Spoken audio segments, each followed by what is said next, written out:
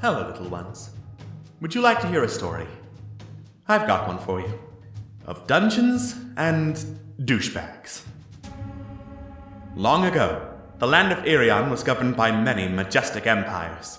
The humans of the plains, the elves of the forest, the Oreads of the mountains, the Merrow of the oceans, and the kobolds and Okiti taking what was left. But, as is so common amongst all with darkness in their hearts, those who had power would not be satisfied until they had more. War broke out, alliances being made and broken in a second, as the once civilized races slew each other in droves in vain attempts to get one more seat of power. The kobolds, on the brink of annihilation, sought out a new draconic god who would protect them. Instead, they found Jogotha. A powerful and terrible dragon, Jogotha cared not for the suffering of those around him. Taking advantage of the warring continent, Jogotha razed Irion to the ground, seeking to carve a mighty empire in his name. A last desperate alliance stood firm against Jogotha, and after a terrible battle, the dragon was finally slain. With Irion torn apart, and no one in any shape to continue the war, an armistice was reached, and the Great War ended. Now, many years later, Irion has started to rebuild, and the age of clockwork has begun. And our unlikely heroes, gathered first to celebrate a harvest festival, may soon find themselves at the center of another war. Trevlon, the halfling bard. I'm gonna get to the bottom of this mystery right after I've had this little nap. Corellian, the kobold paladin. You must understand, I will do whatever it takes. Malifane, the half-elf rogue. You have me rather curious. Tell me something about you. Thavagath, the Goliath barbarian. With victory comes honor. And goes. And Momo, the Arakakra cleric. You seem tense. Let me help you. From humble beginnings, these brave adventurers may soon find themselves the key to saving the fallen empires.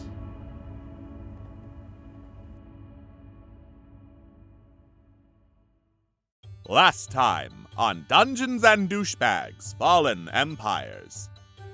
After our heroes went through the strange tunnels, they found themselves in a sunken, somewhat flood-damaged shop that was currently being occupied by members of the Four Kings, a mercenary band.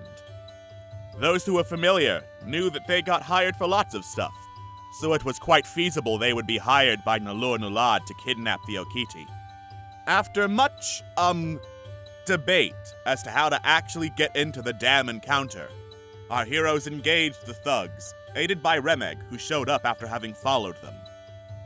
After a long and drawn-out battle, where our heroes did their best to merely knock the Four Kings mercenaries unconscious, and the Okiti brigands did their best to absolutely murder the defenseless mercenaries, our heroes found Captain Vincent Eric Leia of the Okiti and freed him, and managed to convince him to leave at least one of the Four Kings alive, their leader.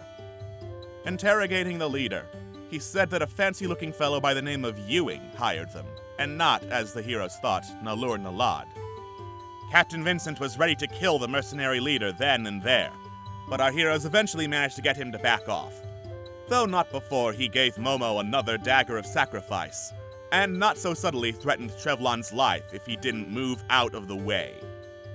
Malifane, however, had additional questions for the mercenary leader, recognizing him as being a new recruit, back when his mother used to work for the Four Kings. The mercenary confirmed from a look at her blade that he did recognize and remember Malifane's mother, and said that she usually took jobs that specified wanted dead or alive and took them in alive, but once she took a job that specified dead from a man named Gruvon Whitehand, who was apparently looking for alchemical ingredients, though he had never heard of an ingredient so vile and disturbed as the heart of a fae. What possible use would Gruvon have for the heart of a fae? Have our heroes gotten close to solving the mystery behind the kidnappings? And how long do they really expect this mercenary guy to live? I mean, Captain Vincent is a pretty terrifying rat man.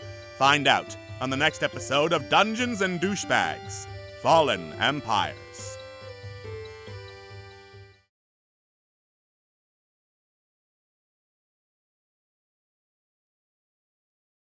Welcome to Alex Can't Turn On His Fucking Mic. I'm your host, Alex, and we're here to play some Dungeons and Dragons. I am here with my lovely, lovely Dungeons and Dragons players. We've got JoJo. Parsnip ice cream. We've got Scott. The things that I endure during these intros. We've got Phil. Replace the rice at wedding with dried anchovies. We've got Atlas. Heading. And we've got Walrus. Now, fun fact. Do you know what the best thing about Switzerland? What? I don't know, but the flag's a big plus. I hope you suffer for that in the future. I There will will. be prophecies about you making that joke, and then a meteor will just come and barreling towards you for your sins. Jojo, shush. That was gold. You know what else is gold? What's that? Don't. That was Silence! Silence is golden. Duct tape is silver. Don't make me use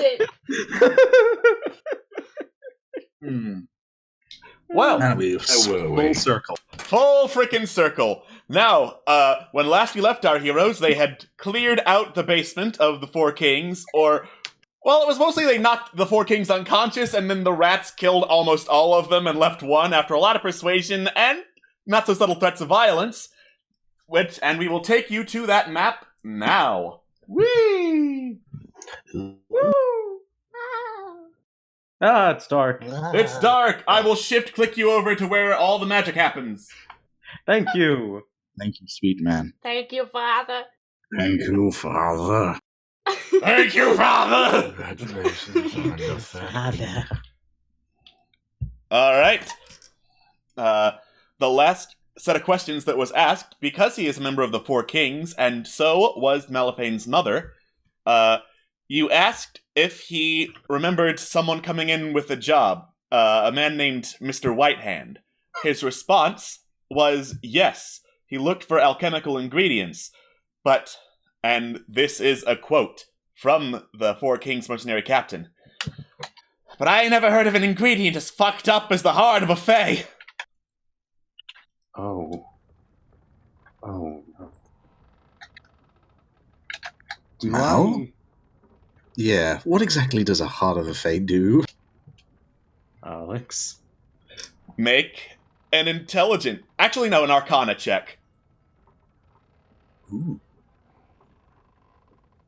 Any day now. Come on, I Come believe on, in roll you. 20. Any day now. I believe in you, roll 20. Any day now. Come on, roll 20. You know what? I'm just gonna get my physical dice out and you'll just have to take my word for it. I am sorry. Okay. Let's see if roll 20 catches up in the meantime. Yeah, If it seriously. Does, if it does, then Scott's going to be kind of mad. It is an internet remix without technical difficulties. Haha, if this is if there great. was I no love technical this. difficulty, it would be Okay, difficult. Arcana check. Oh, that's a 19. Oh, okay. Cool. 19 total? Yes. Well, obviously that's a pretty obscure ingredient, so while you think it might be used for something, probably nothing good, obviously, you don't know what specific uses a Fey heart would have in an alchemical brew. There we go! Fucking hell!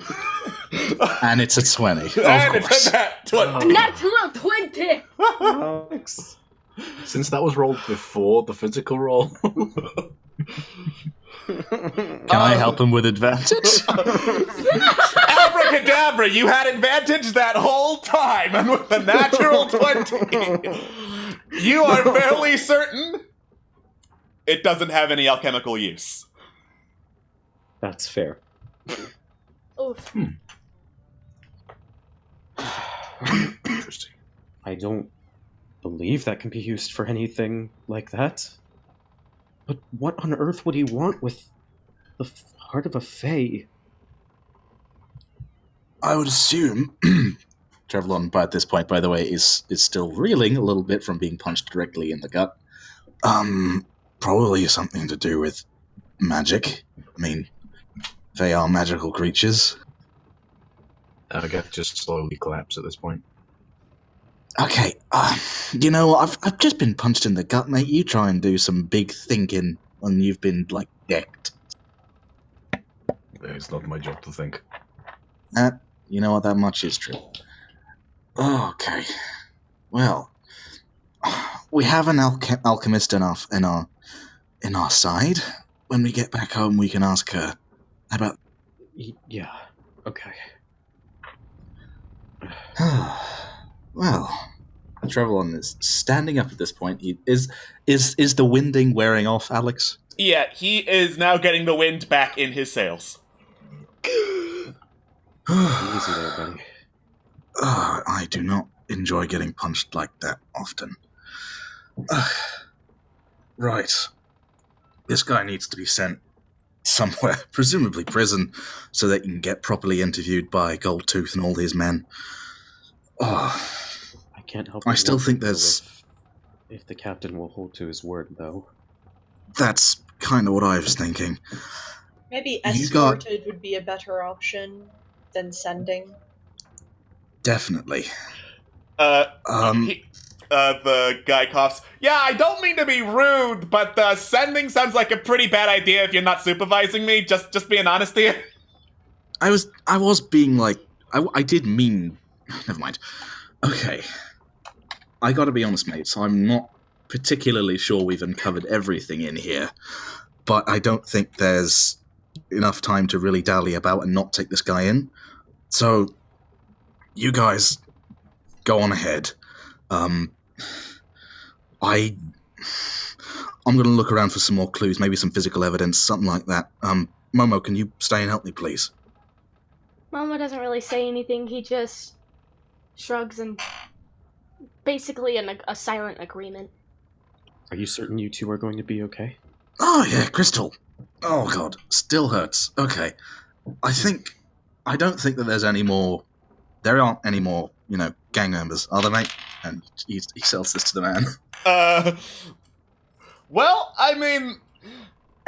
something tells me I really don't want to double check and see all my buddies dead, but I'm gotta be hopeful and say maybe there's some more. Hope probably not my hopes are probably not correct. I'm gonna be real honest. Yeah, I was about to say, can I roll insight to see if he's being absolutely, maddeningly optimistic here? Yeah, sure. Yeah. Fuck. There's a blood-covered kobold with him who killed half of it. Well, didn't kill half his guys, but took out half of his guys. He's trying his best to think he's not going to die in a couple of hours. Mr. Great Scar, I assure you, this was never our intention. Certainly wasn't, as a matter of fact. Not helping. Of course. Trust me when I say the people who are going to escort you back to the jail are going to make sure you're good and safe, okay? You seem very sure of this. Perfect. Right. I'm gonna check in the back room. I don't think we checked much in there, so you guys get moving and I'll catch up with you, alright? Alright, we'll get on with it, and I'm sure you both can handle whatever may happen. Oh, of course. There's absolutely nothing gonna go wrong, I'm sure of it. That's not a concerning tone of voice, but just for everyone's sake, I'm just gonna ignore it and get on with this. It's probably just the fact that I got punched in the stomach recently. I can't really be very easily sincere right now. I'm trying. Please, I'll let you know I am trying. Mm-hmm. Alright, good luck. Trevelyan gives a thumbs up. Alright. And so the party splits off, with Corellian, Malifane, and Thavagath picking up the still tied up Garth Greatscar and carrying him off. So, what's our next step, Captain? Who are you referring to? Yeah, are you referring to that as a nickname? Nickname Corellian. Looks their general direction. Well, off to off to the jail, off to the guards. Our main priority is most likely to get our good friend Great Scar here to admit that they were indeed hired to interfere with the Okiti, kidnap them, hold them captive, so on and so forth. And hopefully that'll be enough to not only release everyone else being held captive now that Vince is back, but also on the side of the guard, either delay the bidding or something like that, now that there's been foul play openly out on the board. That's the idea. If it happens, if anything happens in the execution of it, well, we shall see. But our best bet is to make our way quickly and emphatically. Well, let's get moving then. Last thing I want to hear right now is anything regarding any kind of Okay, what do I need to roll to understand what the word emphatically means? Intelligence. Intelligence, I would think. Intelligence. Okie dokie. Does Thav know words? Holy shit, maybe. you know what that Maybe. means!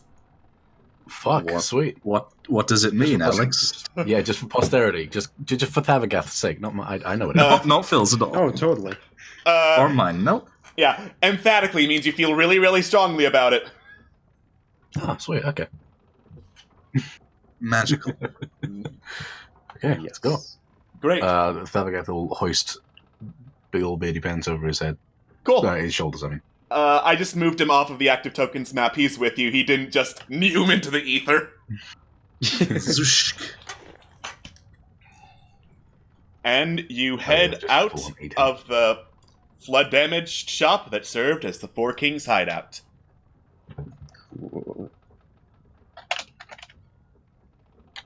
All right. Cool. Meanwhile, Trevlon and Momo, how you guys doing? Trevlon moves to the back room where the other Okiti were captured, and before he starts looking around for stuff, sort of doesn't look to Momo, just sort of is looking forward ahead at what he thinks might be where some information is, and said, I wasn't exactly lying about what I said earlier. Don't take that with you. I mean it. And then he is going to. Anything. Oh. And then, It's just like deadpan look right now. and Trevlon, in the meantime, is going to roll investigation. Cool. Jesus Christ! He's the best at this. You do a pretty thorough investigation of this room and kind of the general area of this store. This room is very bare bones. There are the remains of a wooden chair that has been broken up that Captain Vincent and the prisoners were sat on. Other than that, nothing of value, no evidence in here, nothing. You take a look around the actual building, and you manage to get a couple of bits and bobs, various trinkets that you think you could sell for a total of, let me actually roll for it. For a total of 3 gold. But other than that, looks like the Four Kings didn't keep anything of value down here. Nor did they keep any, paperwork or a paper trail saying, yeah, cool, I'm good. I am good sitting here watching over / kidnapping the rat men. Oh, okay. Trevlon, as he is scrummaging through and finding not much physical evidence really at all, sighs frustratedly, and sort of, as he searches, goes, have you found anything? Mama's just standing there, kind of lost in thought, holding his elbows, and just... He does not look good. He just doesn't have any expression in his face. He's just sitting there staring. Trevlon sort of stops at a crate, and he puts his hands to its sides, and he's gripping it quite tightly, and he takes a very deep breath and just looks down into what is essentially an empty crate, and pauses for a moment before continuing. You know, past few days haven't been great. You know, I come in, we get hoisted into a mission to clear out an entire section of a place where I used to live, by a man who would preferably kill me than take any lip. I had to politely try and get the help of a person who I think is essentially kidnapping and selling people into helping get people getting sold into slavery. That's also not a good day. Then a rat man steals my sister, and that doesn't go great. And then when I try and catch the guy who did it, I get an accomplice, a person I've never met, and he tells all of you folks about a little bit of history that I prefer to keep quiet. And I lose my cool, and I beat this man senseless, and that doesn't look good for me. And then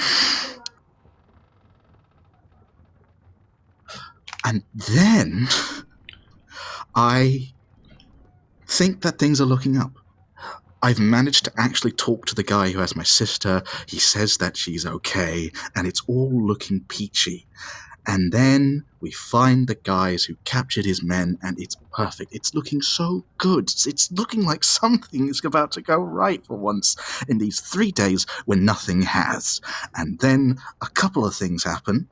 Firstly, I find out that the main leader of the Okiti is an even more crazed and violent person than the original guy who stole my sister, and the promise that he made, where he said that my sister would be kept safe, I don't really think that holds much water anymore. And Trevlon now looks to Momo, and he looks quite angry. And then you have this again, and despite the fact that we've gone over this, you hold on to it and you say thank you. No. Momo has... He just doesn't look up, but his brows furrow, like he doesn't really respond. To be honest, I'm not entirely sure what to say, apart from restate what I said and explain that I'm not joking about it, but also, why? What possible reason do you keep it? What's going on with you? You don't understand. You don't understand what's happened. You don't know what's going on in my head. You don't know what I'm going through right now.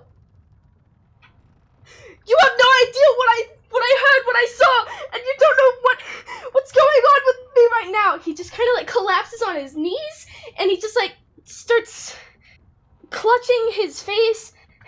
When I was walked to the other place again, it wasn't the lady. It was someone cloaked in black, and it was a nice conversation, I thought. But then he started asking me about my Malil. Then he told me about who he worshipped, and then I realized, wait a minute, this isn't okay. If I mess up once, if I mess up a single bit, my God won't help me at all. He will just break me. He will kill me or eat me or something or punish me for something I don't even know, and I don't know what to do anymore. I feel like a monster. I feel like I betrayed my mentor. I feel like I betrayed my God. I feel like I betrayed you guys. I don't even know why I have these necrotic powers. I don't know what's going on. I don't know why I was picked for these. And you yelling at me isn't helping at all.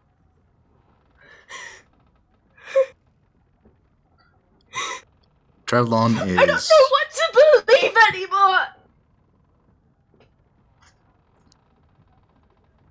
Trevlon is looking at Momo, and he's just kind of blank.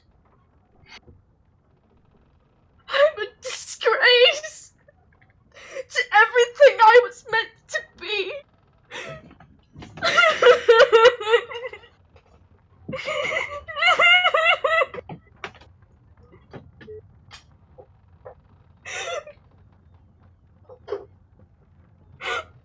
Trevlon tentatively takes a few steps forward and then crouches down to be on, well, doesn't even need to crouch down much, but he does so anyway to be on Momo's level, and looks at him and furrows his brow, but not in like anger or anything like that. He's just very concerned. And he looks at him for a long while, trying to get his eye contact, and starts speaking again. But the tone he takes is different, to put it mildly. You know, I don't think I've told anybody about the exact details of how my mother passed. It's not something I go into regularly. When I was a lad, and I made my mistake, and I basically let a lot of people get hurt. I wasn't able to afford medicine for her, and she was getting sicker by the day. But Shayla thought that the best course of action, when we had no options left, was to pray to Ioun and hope that it would be okay. And it most certainly wasn't. Nothing happened, and she died. And I think at that point, things in our family split up a bit. I didn't really believe in anything at that point. Nothing. I didn't have a compass. Nothing that I could say, hey, I believe in this thing and this thing's setting me right. That didn't exist anymore because it clearly didn't care about me. And it was worrying and shut me down for a while until I realized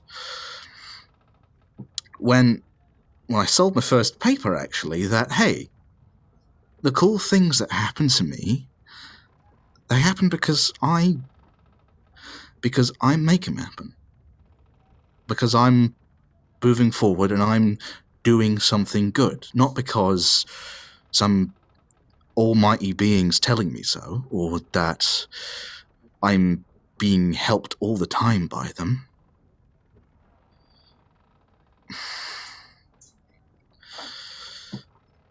I moved forward from that, and I didn't lose what faith I had then. I don't think I could. I realized, though, that we have a lot more power than we give ourselves credit for. And you, and Traveler's looking very directly at Momo now, you are one of the best people I've had the pleasure of meeting. You are strong and good, and you care for people, and you have never let me down.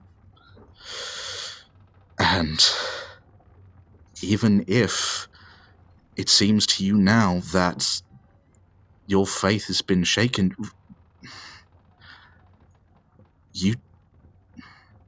it was never your faith that made you a good person. It was never that made you the person that your mentor loved and appreciated. Not all of it. You, Momo, are a bright and charming and smart person, and you have saved lives. Momo just kind of shakes his head in his arms. You have 2 people would be dead if you hadn't helped them. And that's the fact. And yes, you used the faith you had to do that, but in another person's hands, maybe it wouldn't have worked. Maybe they wouldn't have snapped to it. Maybe they wouldn't have done the right thing, but you do.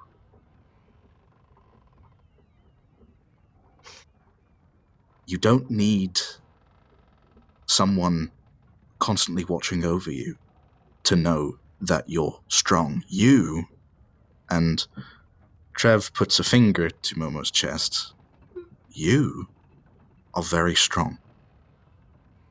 And Someone can't strong think- wouldn't let things like this happen to them. I'm weak. that's another thing I learned, mate. Sometimes, doesn't matter how strong you are, sometimes bad things happen. And that's just life sometimes, and it's horrible.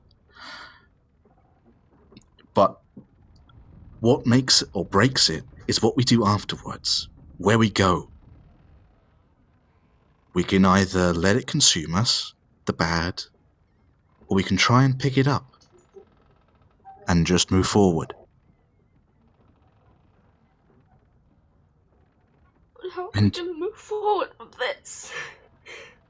All the mistakes I've made, the horrible things I've done. I'm not worthy to continue.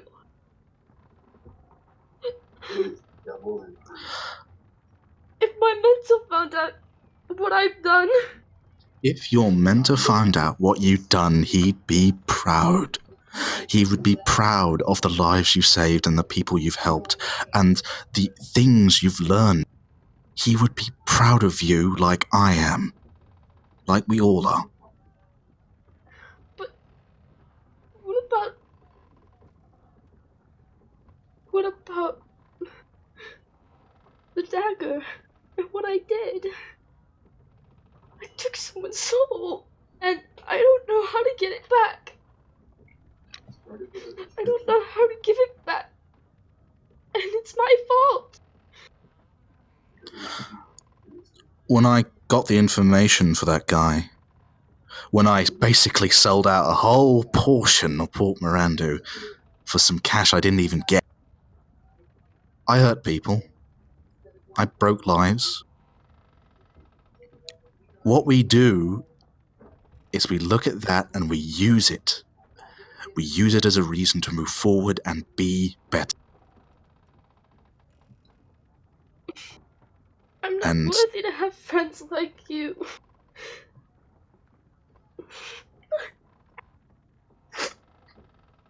Momo, you are a good person. You are a worthy person. And you are trying your best to make the world better, and you are trying your best to make people happy, and you are trying your best to make the world right. That's about as worthy as a goal can get. And we can do bad things, sure, but that doesn't make us bad people. The thing that does is if we let it become us, and it won't become you. You try your best to make sure it doesn't, and I see that all the time. I know how much the times you used the dagger hurt you. And it might not ever get gone from your mind. Maybe it never will. But that's not bad. We use it as a reason to do better and to learn from. And I trust that you will. Because I believe in you, mate. I do. Momo, after hearing this, looks up, and there are just tears, like, pouring down his face.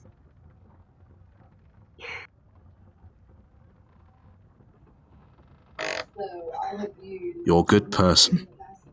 Please believe me on that, mate. And Trev extends his arms out for a hug. Momo just kind of falls into his chest, and the dagger falls out of his lap, and he sobs. Trevelon hugs him tight, and he is not exactly dry-eyed, to put it mildly. I should say right now, I think I may have gone over the top with the whole, oh, I'm gonna leave you if you don't drop the dagger thing. No. I ain't walking anytime soon. It's okay.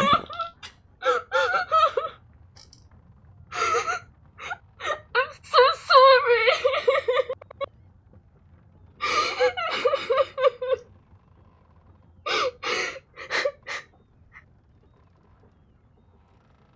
It's okay. Already forgiven, mate. Already forgiven.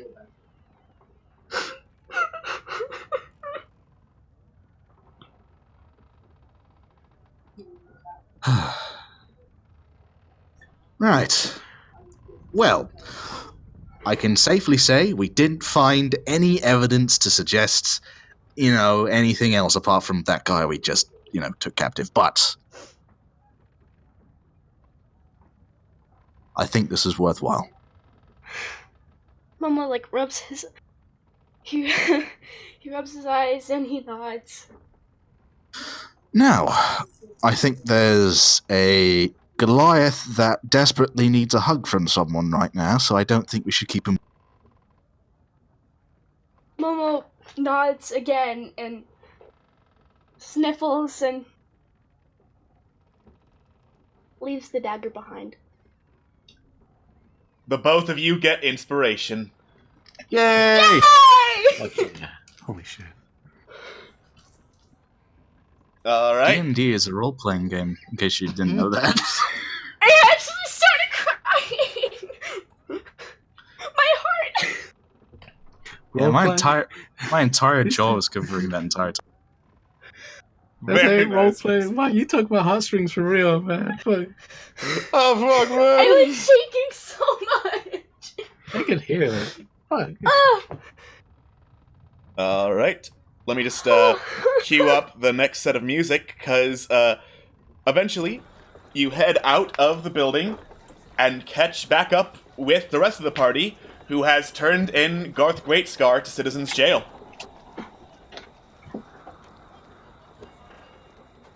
And it looks like both Corellian and Trevlon are BRBing. Fuck. Ah, frick, I can't believe it. Trev gives the thumbs up before he goes. Trev gives the thumbs up and then spaces out. He just That's too much emotion for his tiny little head to deal with right now. My eyes hurt. Frick. You did good. Okay. So, big boy is in jail. What now? I mean, other than either waiting around here, trying to meet back up with Trevlon and Momo, and hopefully hearing that they found something, I am kind of at a loss. I mean, we could go back to the Okiti and see, hope that they'll make do on their word to release people that they, abducted, but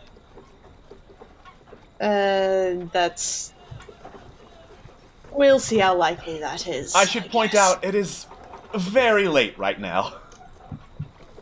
Like, how late? Like 9 o'clock late? Or... 1 in the morning. Oh. Also, I got Jesus the Christ. shit kicked out of me. I'm sure they'll catch up with us eventually. For Yeah, now, should we just go back to the fiery grog? Yeah, I need a drink. Everyone's a smart man, he'll not go there. What was that, Malivane? I determine I have some thinking to do. Yeah, understandable. Definitely understandable. At a distance, you hear and then Thad, you just feel a against your leg and a tight grip. Oh, fuck. Oh, Momo, hey. Are you okay? He doesn't say anything. He just hugs you. He doesn't let go. He just. Thavagath brings down a meaty hand and just grabs onto Momo's scruff, trying to pry him off to relocate him to his shoulder instead. He lets go and then grips. He missed his best friend. Go on. Let's head in for the night. Alright. So. We still got rooms at the Fiery Grog, don't we? Yeah, you paid for a couple days, and I don't think those have expired yet. Yeet. Cool. So, it being very late at night, you head back to the Harbor District and over to the Fiery Grog Tavern. It being the Fiery Grog Tavern, the activity hasn't died down, despite the fact that it's the middle of the damn night. But at this point, you're kind of used to it. Yeah. Wouldn't have it any other way.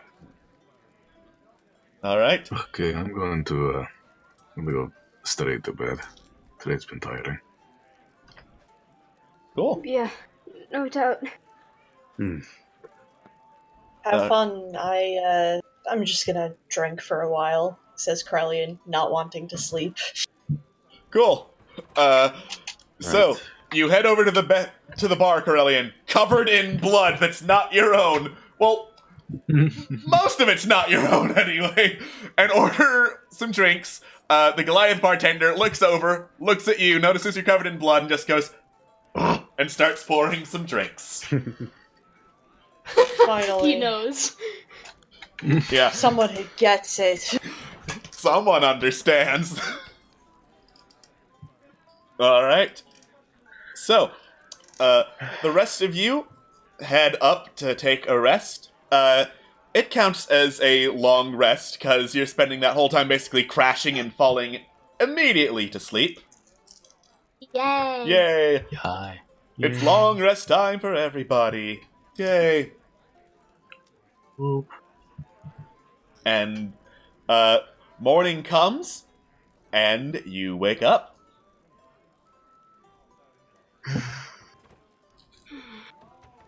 Agath outstretches his arms to pat the bird on the face, like a gentle papping.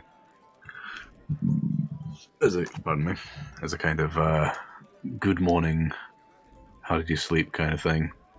To who? Just to nudge him awake. Boom, Momo. Okay, Tap him sorry, on you the face. cut out. Sorry. Momo kind of flutters his eyes open and just rubs them. Good morning. Do you have a nice sleep?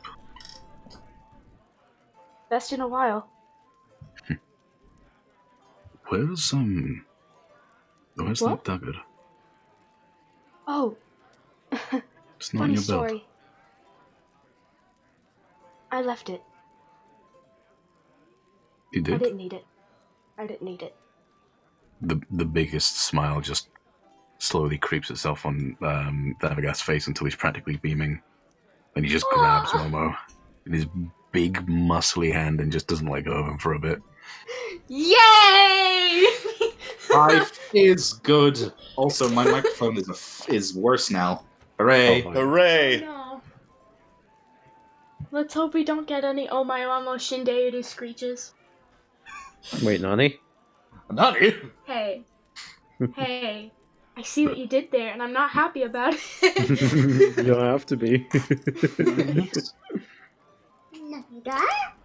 Anyway. God, this guy. Momo hugs back, and he also starts, he smiles, and it's radiant, and it's beautiful. It's a very wholesome moment. Also, if you were to listen carefully, you'd hear snoring coming from one of the rooms next door. I can also tell that someone else got a good night's sleep, I hope. Let him rest. Come on, let's get some breakfast. Yeah, that sounds great. I'm starving. All right. Momo and Thavagas, you head downstairs. It's breakfast, so it's a little quieter than it was when you came in this technically morning, because it was past midnight. You notice that sitting at a table where he wasn't before is a thin man in fancy clothes, way fancier than the normal clientele at the Fiery Grog Tavern, buttoned jacket with gold trim on it and stuff, thin beard, reddish brown hair, and a big tricorner hat with a feather in it, who, as you come downstairs, looks up and is trying to catch your eye. Does his face look familiar in any way, form, or size? Make an intelligence check, Thavagas.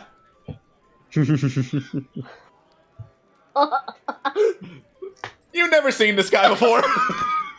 Can I try? Sure, Bobo. Yay!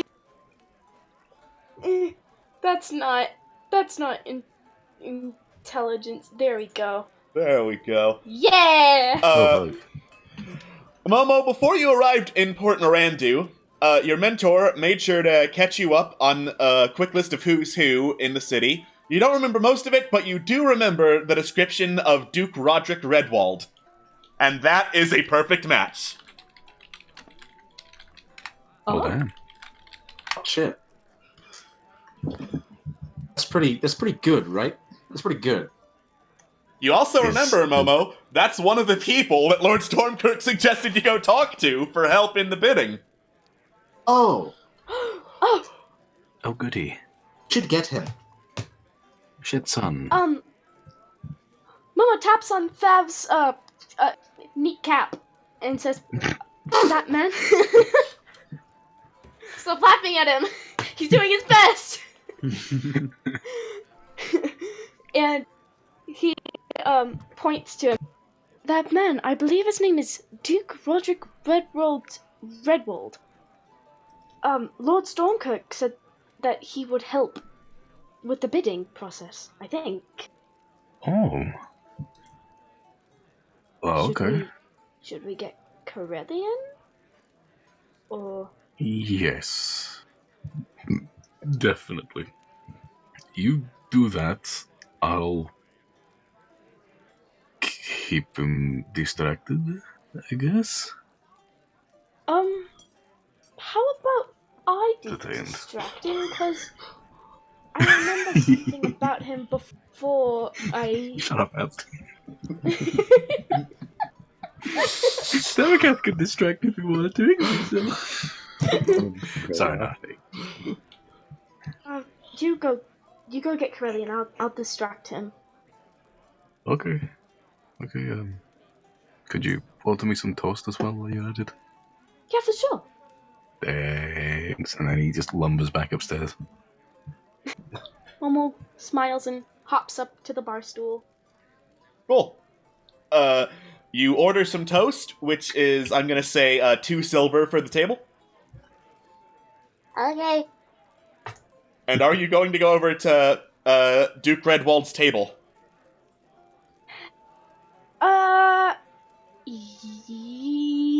Yes. Alright. You head over, he gives you a once-over, gives first an approving nod, and then a quick nod, and says, please, have a seat. I take it you're acting as representative for your band of heroes, yes? Yes. Me and my party are. Excellent. Testing. Hello, hi. Yay! Ah, Lois is back, yay. That's usable. Great. Excellent. Momo's sitting with him at the table, come help, I don't know political stuff. Trevlon steps in and is like, well, if you're referring to people that are represent... Okay, let me try this again. Hello! I am the best representation of this party. I'm so sorry. Hello. Alright. Meanwhile, Thavagath, you go over to Corellian and give him a quick nudge to get his attention. Hey, Corellian.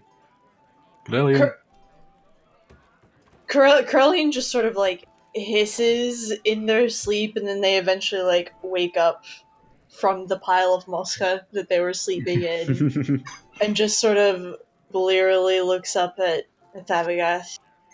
I need your amazing ability to make the mouth speak sound good, please.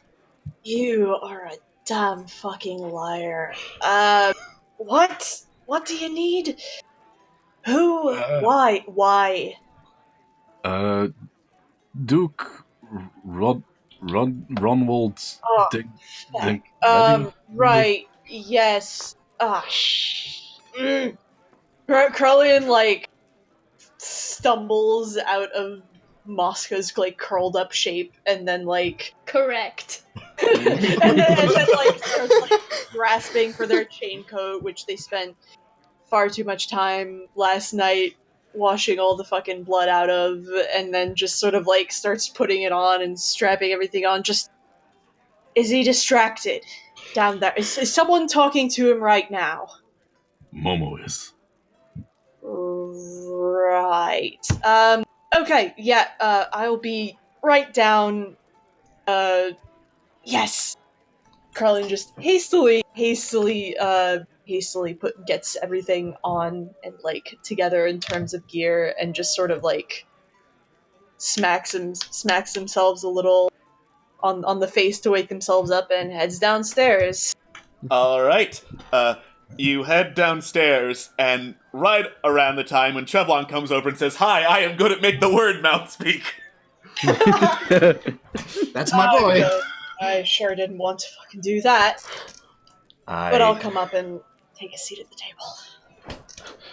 Yes, well, in case you are unaware, I am Roderick Redwald, last of the... Well, I'm not sure if you would call it a nobility of Port Mirandu, given our recent change in government, but you get the general idea, yes? I do get the general idea, certainly. Trevlon also takes a seat. Alright. Now, my people tell me that you are running back and forth around town, looking into ways to get money and get influence in order to buy up the Lower Monsoon District. Is that correct? That is exactly correct. Your sources are not lying. Interesting. Well, then perhaps we can come to a beneficial agreement. Indeed? You see, there was an incident 2 days ago. A bunch of Okiti put on a festival, and in doing so, kidnapped several people. Among them was my daughter, Marina. Oh dear. It is only this morning, he pulls out a piece of paper, that I received a ransom note. Oh, Jesus. Alright, Yeah. Can I look at this note? You look at the note. It's pretty fancy writing, basically saying, deliver 20,000 gold pieces, we will meet you on Ratwalt Road, which is hard to spell, so I'm going to copy and paste that down too. Do I know the location of that road? Yes, that would be in the slums. And as you're looking it over, he says, "Now, I am not a man to pay ransom, but also I cannot allow any harm to come to my daughter, which is why, if an independent party were to go there and rescue her, I would obviously be indebted to them." I understand. Pardon me for being so blunt, but when you say indebted, how much are we talking here? He points at the ransom note. Do you see where it says 20,000 gold? I do. That is child's play compared to what I would offer for my daughter's safety. Can I roll insight to see if he's telling the truth here? Yes. Oh dear. Nothing about him seems to indicate he's lying. Okay, he does. I was You managed to eat the toast and not get poisoned from the toast, Thavagas. No, I was going to suggest that Thavagas just coughs and splutters at that ludicrous amount, but no, he keeps it down. He keeps it down. He keeps them Maintains chunks composure down. in front of the nice man. Is a very agreeable term. What is our current standing in terms of how much cash we have on hand? All right. So, what we currently have is we have the initial down from Stormkirk. We have what Lion Belly put forth, which was, I believe, 5k. I need to go back to make absolutely sure. I think that is correct. I think it was 5k. All right. And then we also had the Grand Aegis of the Guard. He said that he would potentially help us out. I quite recall if we ever figured out if he actually did or not. I do know that the current bid last we know, to beat was Remeg's 125k that he put forth with completely legitimate sources, wink wink.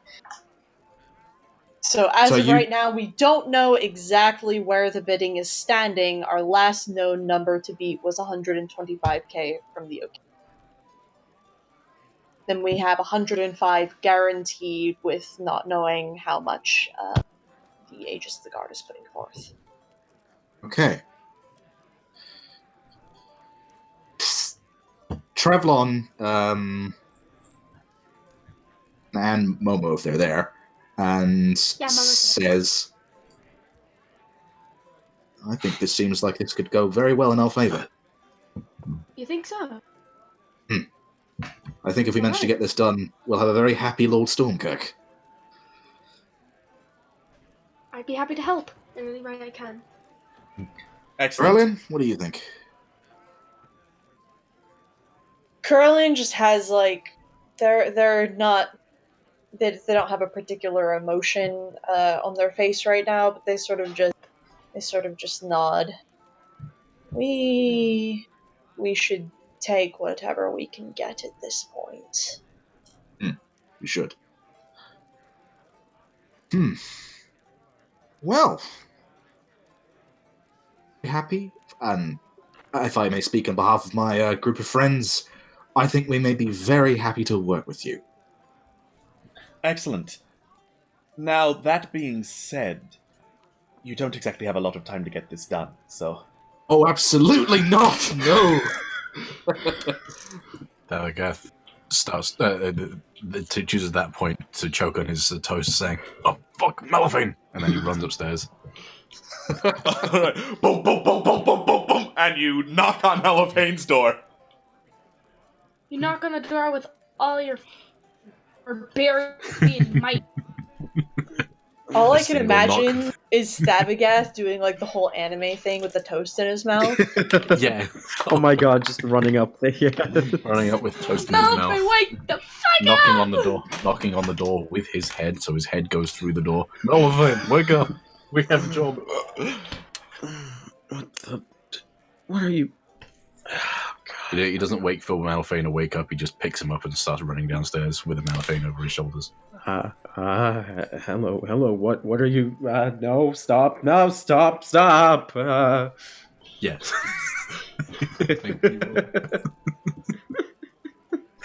I forgot to stretch!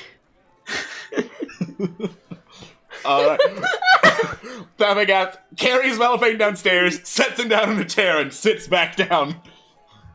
What are you doing? I haven't... Ow! Oh! Shove the toast in his mouth. I was just about to say Oh god. These are the rest of my friends, by the way. Now we're a full group. Excellent. A little harder next time. Right, let's leave before the Duke changes his mind. Oh, you were saying, sir, Yeah. You were mentioning how we don't have much time. Yes. So why are you still here? Oh, well, yeah. Trevlon gives a thumbs up and stands up, and looks to the party and goes, "We should pay a visit to the ship, shouldn't we?" Yes, we should. Or we should go to where the handoff is going to be happening shortly. That's also a very good idea. Let's do that. That's an even better idea. Go on, let's go. What in the God's name is the rush? I'll explain on the way. Ransom, money for our side. Duke's daughter kidnapped, ransom. Did that make sense? Yes, very much so. Okay. Good job. You're very good at telling things very quickly. You did? Alright. You head out of the Fiery Grog Tavern. Fiery Greg. The Fiery Not Greg! the fairy Greg. Greg! You head out of the Fiery Grog Greg. Tavern. You head out of the Fiery Grog Greg Tavern me. and over to the slums, where we will stop this joke because I want to get on with the rest of this scenario, please. I'm sorry. I'm sorry. Alright. You head into the slums, it's early in the morning, so a lot of people are not out and about. They're just, like, kind of hiding in their ramshackle houses. Which makes the sight of Jemvik in the streets being interrogated by some of Nalur Nalad's men all the more noticeable. As I pull up Jemvik's picture. Jemvik. There he is, stinky bastard man. It's the stinky bastard. Likavila, also known as Stinky Boy. He's a stinky man. He's a stink. Alright. Can we hear what's being said? Make a perception check. Can I make this normally because it's hearing? It's hearing and not sight, so I think you're good, Corellian. Yay. Cool. Just wanted to double check. Alright, there's a lot of it being yelled very loudly back and forth. Seems like all the mercenaries are eager to get a word in, but you do manage to catch the repeated phrase, prisoner exchange.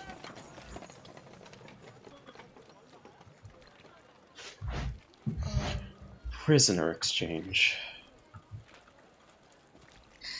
I don't like the sound of at all. Considering that Nulad doesn't have anybody to trade, neither do I. Hey, Malifane, how close do you think you can get to that? Relatively close, Captain. Why do you ask? Oh yeah, he's munching on an apple, by the way. Didn't exactly have breakfast. Malifane and fucking apples, dude. Never know when you're gonna need an apple.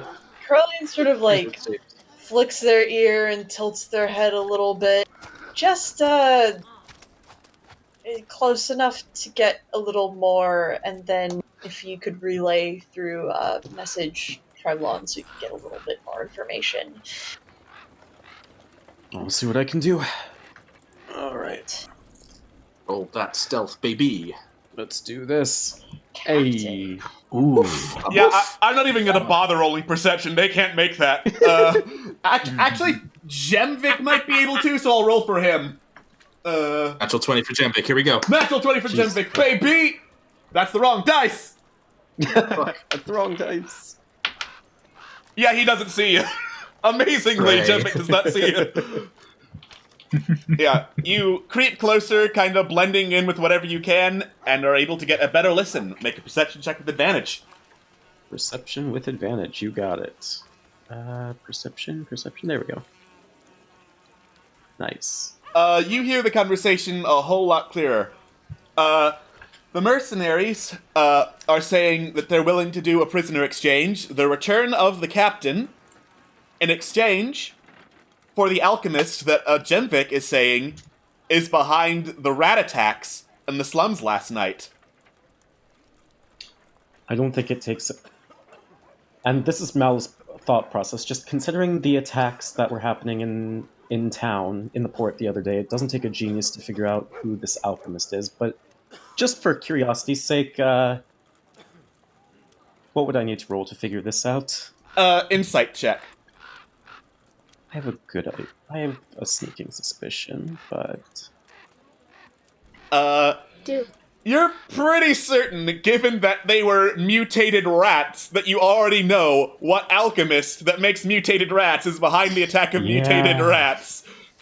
But as you think this over, you catch a glimpse of Jemvik's face. He doesn't seem at all bothered during this conversation. He seems pretty confident, given that he is vastly outnumbered. I'm sorry, repeat that last part. I zoned out. Okay, thanks. Wow. I'm sorry. Fuck. Yeah, Jemvik is looking pretty confident, actually, despite the fact that he's vastly outnumbered. Like, he looks like he thinks he is in control of the situation. Bit cocky on... Trevlon. Corellian sort of nudges Trevlon. Could you message Malifane and ask if they have the same insignia as the Four Kings people? That's a good point. The bodyguards with Nulad. I said I asked if Corellian was referring to the bodyguards with the lad. Right, yes, the ones that are doing the yelling right now. I can't Gotcha. really see that well. Trevlon sends the message. Ask about the bodyguards' uniforms. Yes, it does look like those are similar uniforms to the ones that normally guard Nulad. And Melopane, you relay this. Sorry, I wasn't clear. Do they have the Same have the four insignia. kings Same on insignia. them? Do they have the Four Kings insignia? They do not. Okay. Interesting. Doesn't have any fancy pen name, it appears.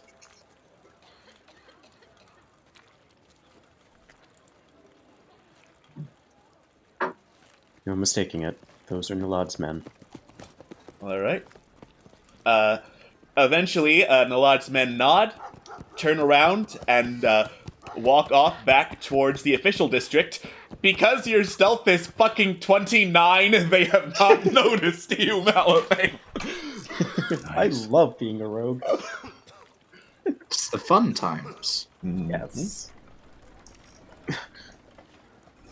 Alright, so I wait until they're out of my general line of sight, or sight, period. And I guess I move back to... Well, actually, I'm wondering if I should move back to relay the information or if I should maintain my current position. Can they see me from where... My party, can they see me from where they are, or...? If you want them to, I'm going to say yes, so that everyone's not like, where did Malafane go? Right. The party does not have object permanence. I sort of look at Trevlon and point towards him and then point towards my head to sort of like, message, please. Alright, well, Trevlon is just PRB'd again! Fuck! God damn it! So we can probably take the initiative and say that he... Yeah, I'm gonna say Trevlon he would be happy does, to though. message. I'm just gonna say he points over and says the message, and it's like, this is a message. Please respond. Beep. Should I maintain my current position? Do you want me to come back over there? And then Trevlon relays this information so that the party can decide. Do we keep him there? What do we do? I mean, I'd say we go talk to Jemvik about this whole thing. Okay. Why not? And when new ladsmen are there, should we just pop in? No, say hi? they left. fucked off. They left. Yeah, they just left. Oh. Let's make our presence known. Alright. Okay. You step forward and approach Jemvik, noting that he does not have his usual tricorner hat on. He turns, smiles at you, and is like, "Ah, gentlemen, welcome. I can see I am a very popular member today." You are indeed Jemvik Keela Kavila. I actually got your name right that time. I'm amazed. I'm so proud of you. Momo silently claps, like, oh, very good. I'm so good at words today. Ah, yes. You did the bare minimum. Proud of you, Trevlon. Noting by your lack of hat, I would presume that your boss has returned. He has indeed. Although, those men seem to think I did not know that. That's a benefit. Oh, so you, use that to your advantage, so to speak. Indeed I have. Well, I also heard, not to be eavesdropping or anything, but I, may have overheard that, Yes, please continue. Overheard that a group of particularly handsome adventurers, got your man released. Indeed. It feels like you're leading up to something with this. I am indeed. Be honest, mate. So what Trevlon is asking is about the other people who were taken hostage by parties that will not be named. That's exactly it. I respect that you've been waiting for your boss and your friends to be released. But it seems odd that you would still keep captives on your own when... Trevlon, Genvik's Me? not in charge anymore. I mean Me to say... keep captives? Oh no! Mr. Bluequill, you are so mistaken. I am not keeping any captives. In fact, as a token of good faith, I went out, found where some of those people that disappeared on that dreadful day were, and released them. Who? Just a couple of the people from the poorer families. There was one who, a little halfling girl, looked a bit like you now that I'm thinking about it. She should be back to school now. Trevlon has a big wave of relief over his face. Wow. Can I roll insight? Yeah, I'm not sure whether or not I buy that either. Okay, sure, yeah. Make an insight check with advantage, one of you. I'll do it. All right. Cool.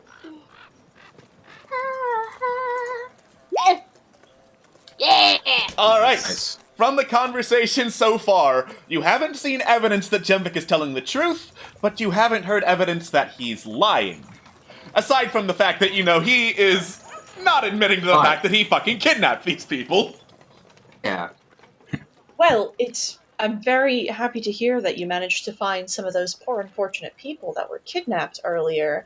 What of the people from the more wealthy families? Did you manage to find any of them? Unfortunately, no. Whoever has those wealthy families must be pretty zealously guarding them. I would imagine they would be looking for a ransom of some kind. Completely understandable. Indeed. If I may ask, as these captives, it doesn't seem to me like they're particularly interested in pressuring Nulad anymore. It seems to me more that they just want the money. Well, you see, if Nulad is more interested in some alchemist than the safety of his sister, I would say we have well and truly made him desperate. I told you, Mr. Bluequill, you have to wait. You have to wrap these people around your little finger, otherwise they just won't listen. That is quite interesting. I wonder why Nulad, of all people, would be interested in a certain alchemist who deals with rats. Yes, well, a certain alchemists at all. I mean, you mentioned this alchemist. That this person has something to do with rats, Remig. I should call you by your full name. And not Remig, by the way. No, I'm sorry, go on, go ahead. Yes, I'm Remeg right now. Hello, it is me, Remeg. I do not like to swear and I punch people. Hey, full disclosure, you do a perfect impression, so I'm not even mad anymore. So, that's fair. Genvik Gilakavila, what do you know about this alchemist that makes him so... Why on earth would a guy like Nulad want anything to do with him? Well, that's two questions, but I suppose I can answer them both to the best of my ability. It would seem that, Something fell down. One moment. It was the bird! Yeah. People really need to nail down their pots and pans. You know, Alright! that would be useful, but you have to be very careful in the method that you nail them, Why are you nailing them down to begin with? Because otherwise they would fall down, obviously. Precisely. I guess I never really thought of it like that. I mean, it's just basic physics. Come on. All right. Basic physics. Are you having fun there? I am having a lot of fun right now, which has gone completely off the rails. As I wait, because Trevlon was the one who asked the question, so he might as well hear the damn answer. We'll see if we can keep him for more than 5 minutes this time. Oh, fine, that's good. Nothing fell over. Okay, great. Yay. Well, that's two questions, but I suppose I can answer them both. Apparently, a couple of months ago, some crazed alchemist came into the slums hearing there were all sorts of rats he could experiment on in here. And my predecessor sought fit to supply him with a few as long as he stayed out of the way. Apparently, rumors have been spread that he might be expanding his experiments. So, if, for instance, Nolad's sister was one of the captives that this alchemist had got his hands on, I could imagine that results would not be pretty. Apollo, you're saying that the original captors moved him. This alchemist might his sister. I mean, that is cut just out what a the... fox on there. Yeah, you just, like, turned away and said that to someone completely different, and I just heard this alchemist might his sister. What I said was, and hopefully the internet doesn't decide to shit. Theoretically, would have his sister. Oh, no! What happened, if I may ask? Immediately after said, the internet decides to shit. The internet shit. But I heard that last part, so... I mean, that's just the rumors I've been hearing. Okay. Those are troubling rumors, to put it mildly.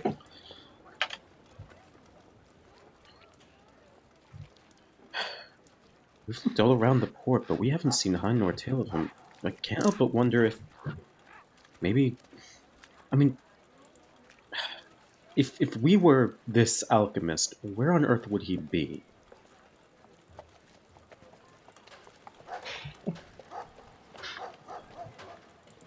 Jemvik looks deep in thought as if he's trying to think, where would he hide if he was an alchemist?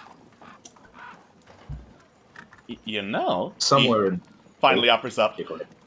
Probably somewhere along Rotwelt Road, maybe? I hear there's a lot of clatter there sometimes during the night. That's... What a coincidence. That is interesting.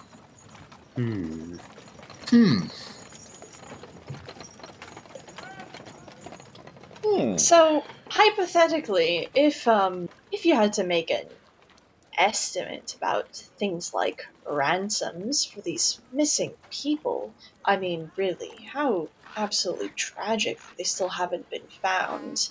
What do you think that they would be asking for? Oh, well, I mean, obviously I don't have a lot of money on my person, so imagining just how much the nobility of Port Miranda would be willing to pay, way over my head, you know? Absolutely, I completely understand where you're coming from. Is Captain Vincent Araclea all right? By the way, should you have seen him? I mean, I don't believe you have, but last time you did, was he doing all right?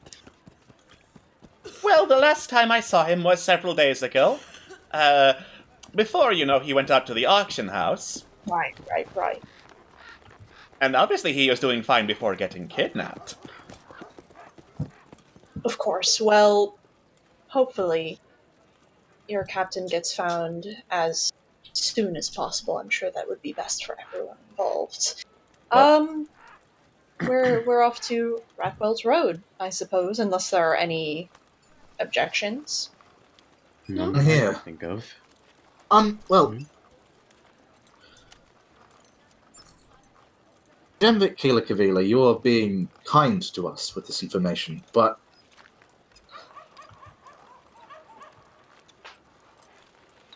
This. But? Exactly. I'm sorry? You cut out after the but. Why are you trusting us with this information? Why did you trust me? What information? We're just making small talk, aren't we? I'm taken there as well.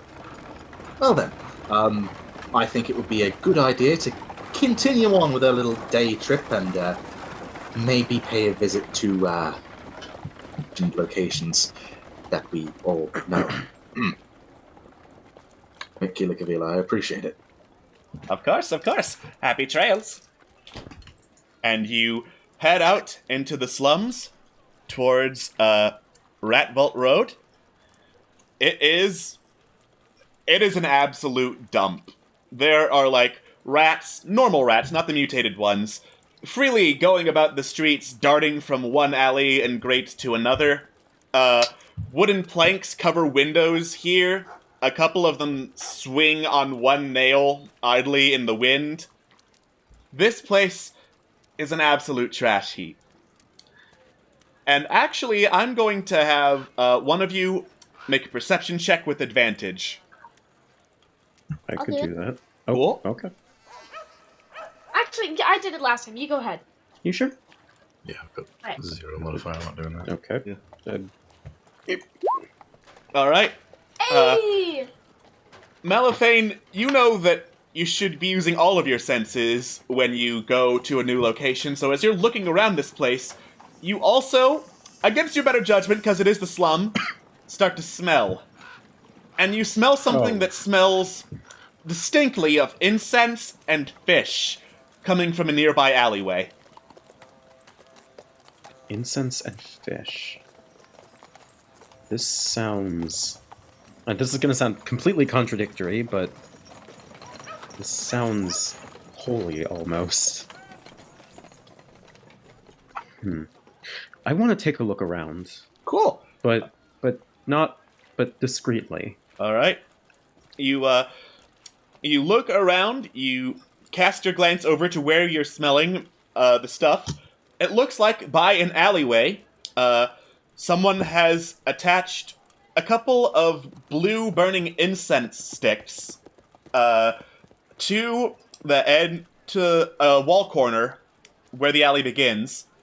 And you look, there are a couple of fish scales scattered around the incense sticks. So I think you found your scent. Who on earth could have put these here? You said it's on a stick? Yes, it is a burning incense stick that has been attached to a wall.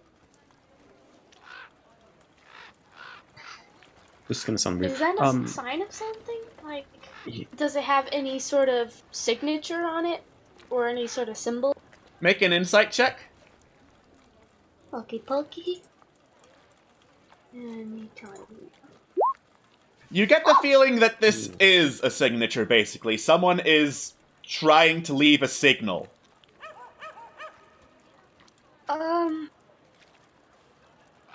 I think we may have found something important.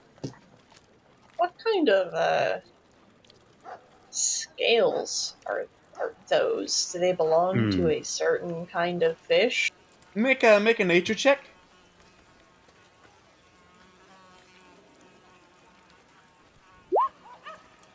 You go Good over nature check. You go over to inspect. They look like trout scales, but as you look into the alley, it's dimly lit, so you can see better than the morning sunlight in Port Mirandu. You see Ari kind of chilling out in the shadows towards the back of the alley. She looks over, nods, gives a thumbs up to you.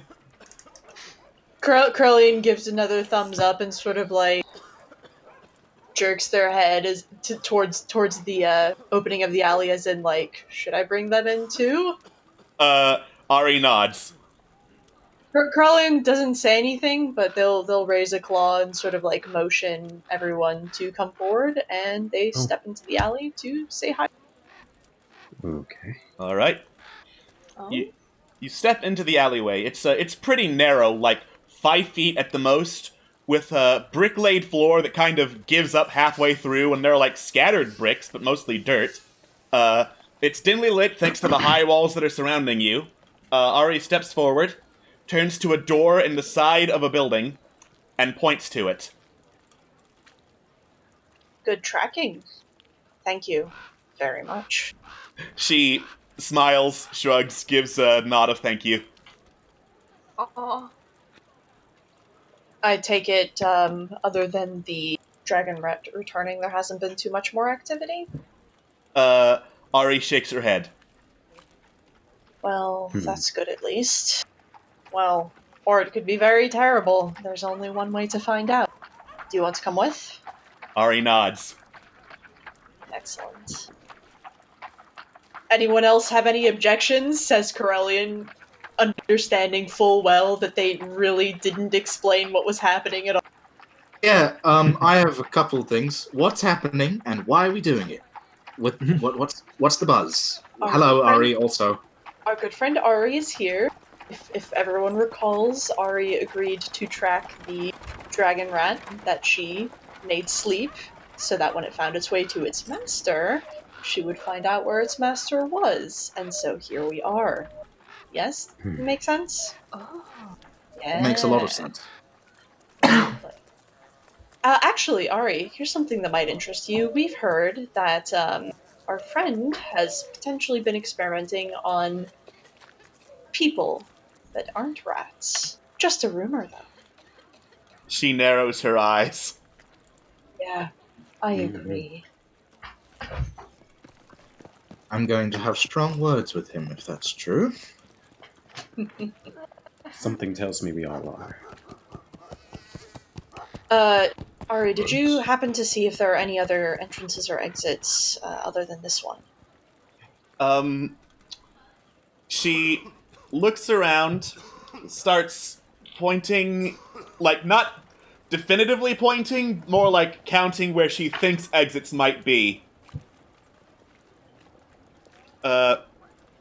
She turns, shrugs, points to Trevlon, points to herself. I think you, man. Treble, you want to maybe do a message?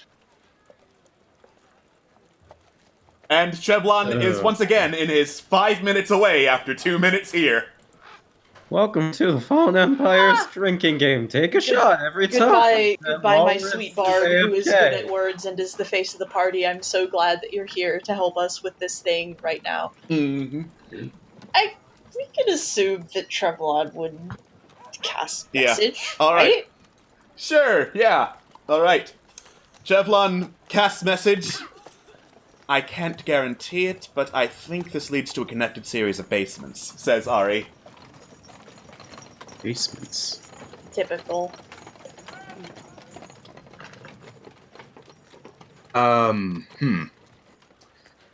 This seems... Well, labyrinthine is probably the right word. Ari shrugs. I think you mean labyrinthian. Oh, look at you with your fucking words. Look, I've had a rough day, mate. I've just heard a big revelation, and it's... Ask her if any of them would connect to a passage closer to the water. You can ask her yourself. Right as you here. say this, she yes nods. and no. She nods. Message. Oh, right. This is Scott talking, but I forgot that. Right, never mind. It's not deafness, it is muteness. Mm-hmm. Yes. Yeah, she understands My you apologies. fine. I am the dumb. I Wait, apologize. sorry, just out of my own curiosity, did we come to the conclusion that she can't speak or that she doesn't speak? She doesn't speak. She doesn't speak in a... I think it was along the lines of she can't speak in the air. Mm-hmm. Yes, that's correct. I remember this. Cool beans. She points again to the amulet around her neck. Oof. I have a thought. Sorry, that was Phil talking, not Davigav. Okay. I had a thought. If that's the case, who's to say that the hideout from earlier wasn't just hosting the Four Kings?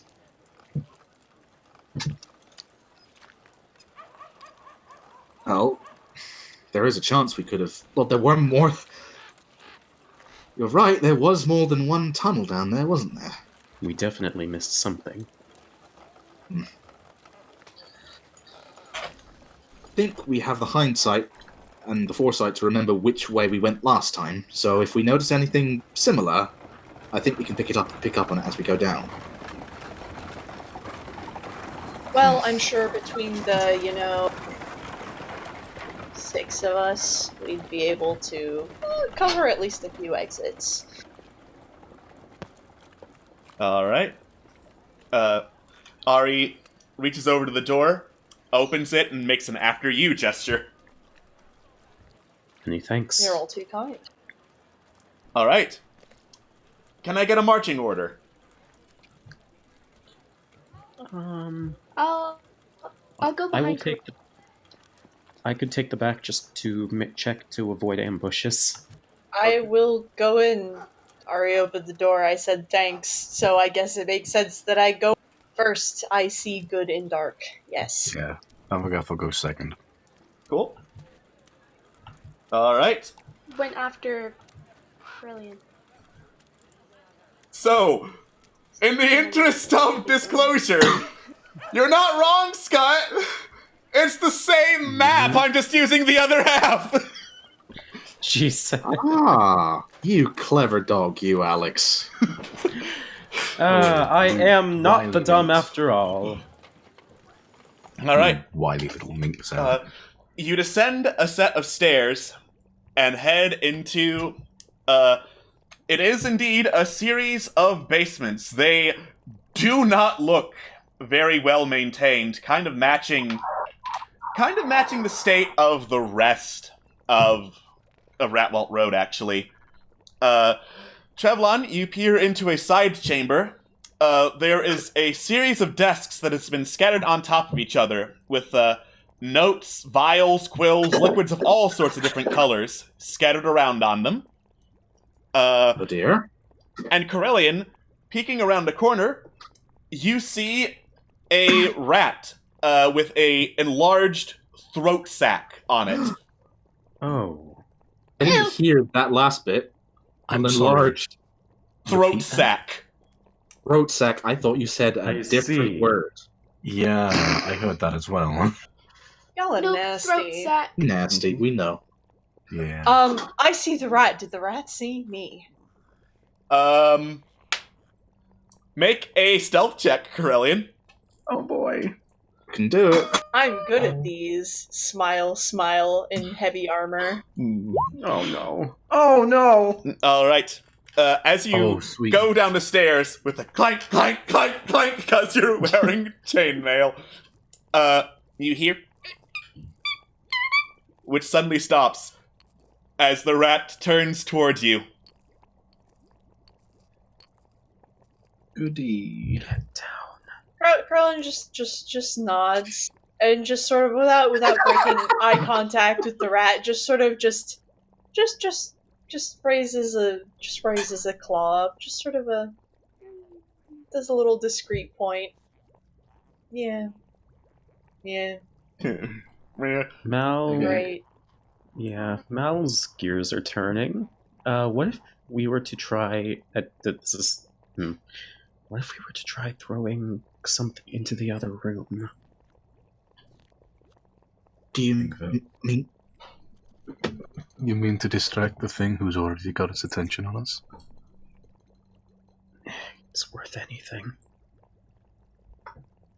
I mean, I suppose. Is there any, loose litter or refuse? Can see in the dark, right? Rats can indeed see in the dark.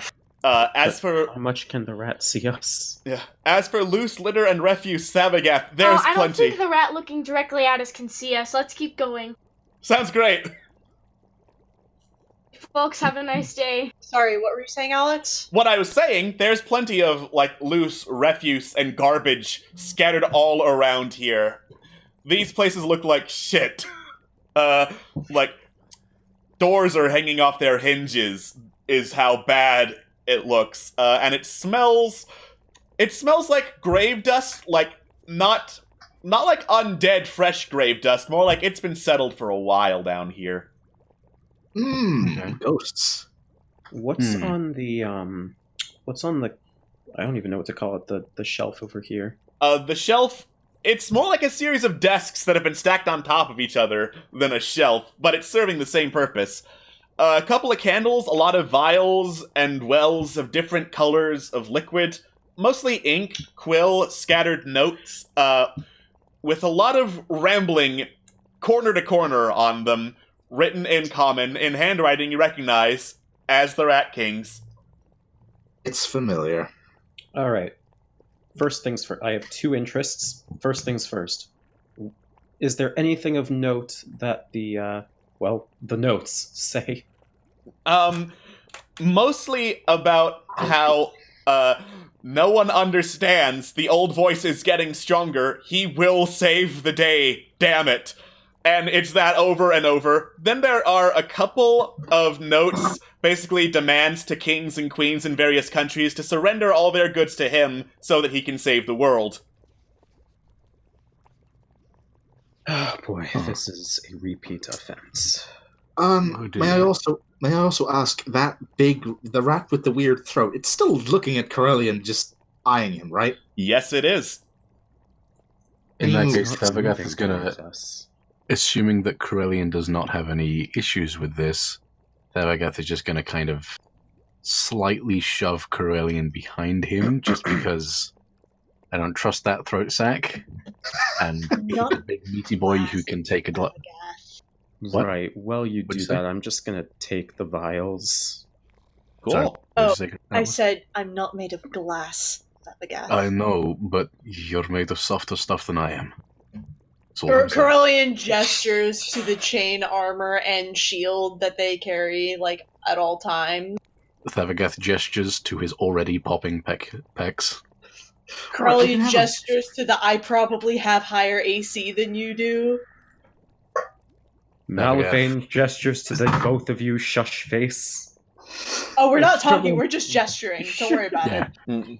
Yeah, Thavagath Trouble- gestures to his significantly higher HP. As you wildly gesture, the rat inhales, and then Oh, goody. this painfully loud, high-pitched squeak erupts from the rat. You are all Yay. deafened. Oh no! Yay. Oh boy. Fantastic! How long is this going to last, Alex? You don't know. Oh dear. Corellian just sort of nods and Yay! just sort of, like, gestures for Thabagath to go forward to do what he was originally gonna do. Okay. Where is it? Aha! If no one has any issues with this, and I'm going to give you an opportunity to have issues with this, he brings out his javelin of lightning. Wait, did that get used last combat? One of them did, that's for sure. Okay, You're down Now one they can have javelin of a- lightning at least.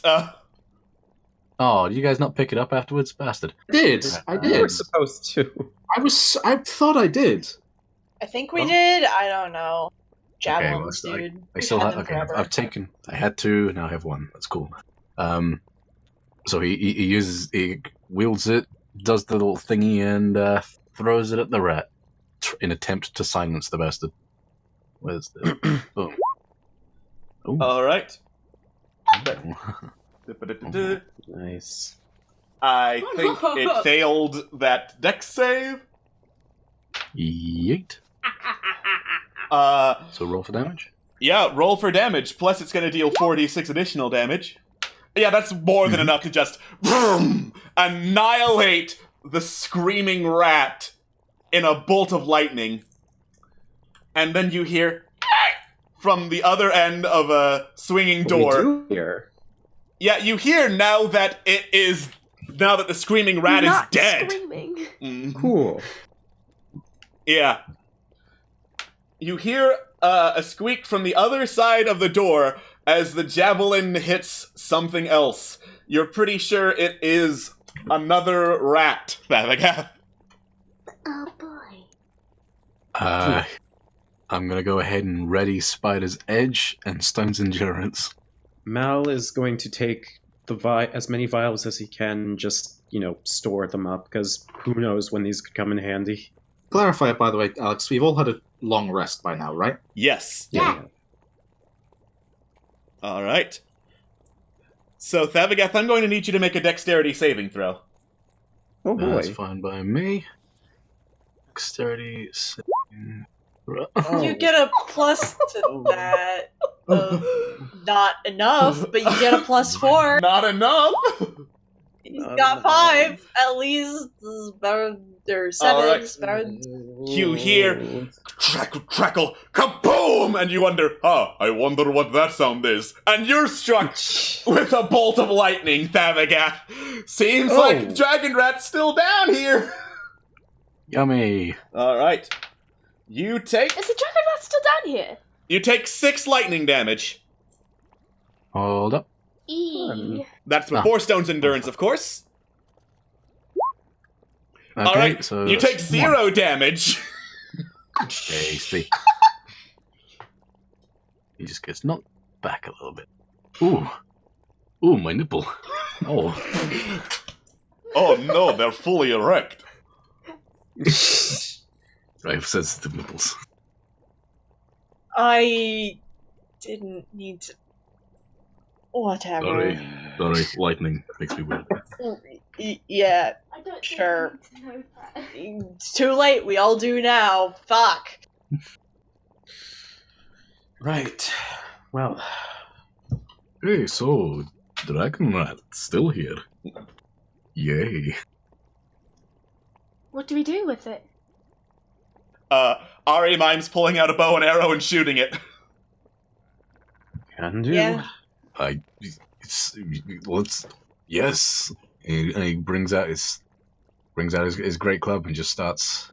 Yeah, you can see down Oh, there he just wields fine. Dragon Rat's hiding behind a pile of crates, but that's not really sufficient cover since it peeked out to breathe lightning. Not doing Yeah. initiative for this? No, not for this. Okay. It's not enough cover, so I guess I'll try and snipe it then. Cool. Let's do this. Sniper. Scope. Oh, Do it. That's a hit. Ooh. that's a hit. Oh, ignore the Ignore sneak I don't attack. know why I still That's have still that enough check. damage to kill it. As the arrow strikes the rat, it goes "Eek," and falls over backwards. That's no joke. Ah! sound. Oh, skip. takes care of that. Well, everyone knows we're here now, though, so that's great. Oh, well. It was a matter of time. Yeah.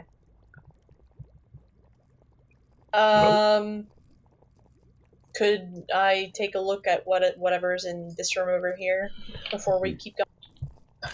Yeah. By all means. Looks like several crates and bags piled up in here. Looks like a lot of food stuff, mostly. And then at the back there is a table with a couple of rat carcasses on it and some surgical equipment.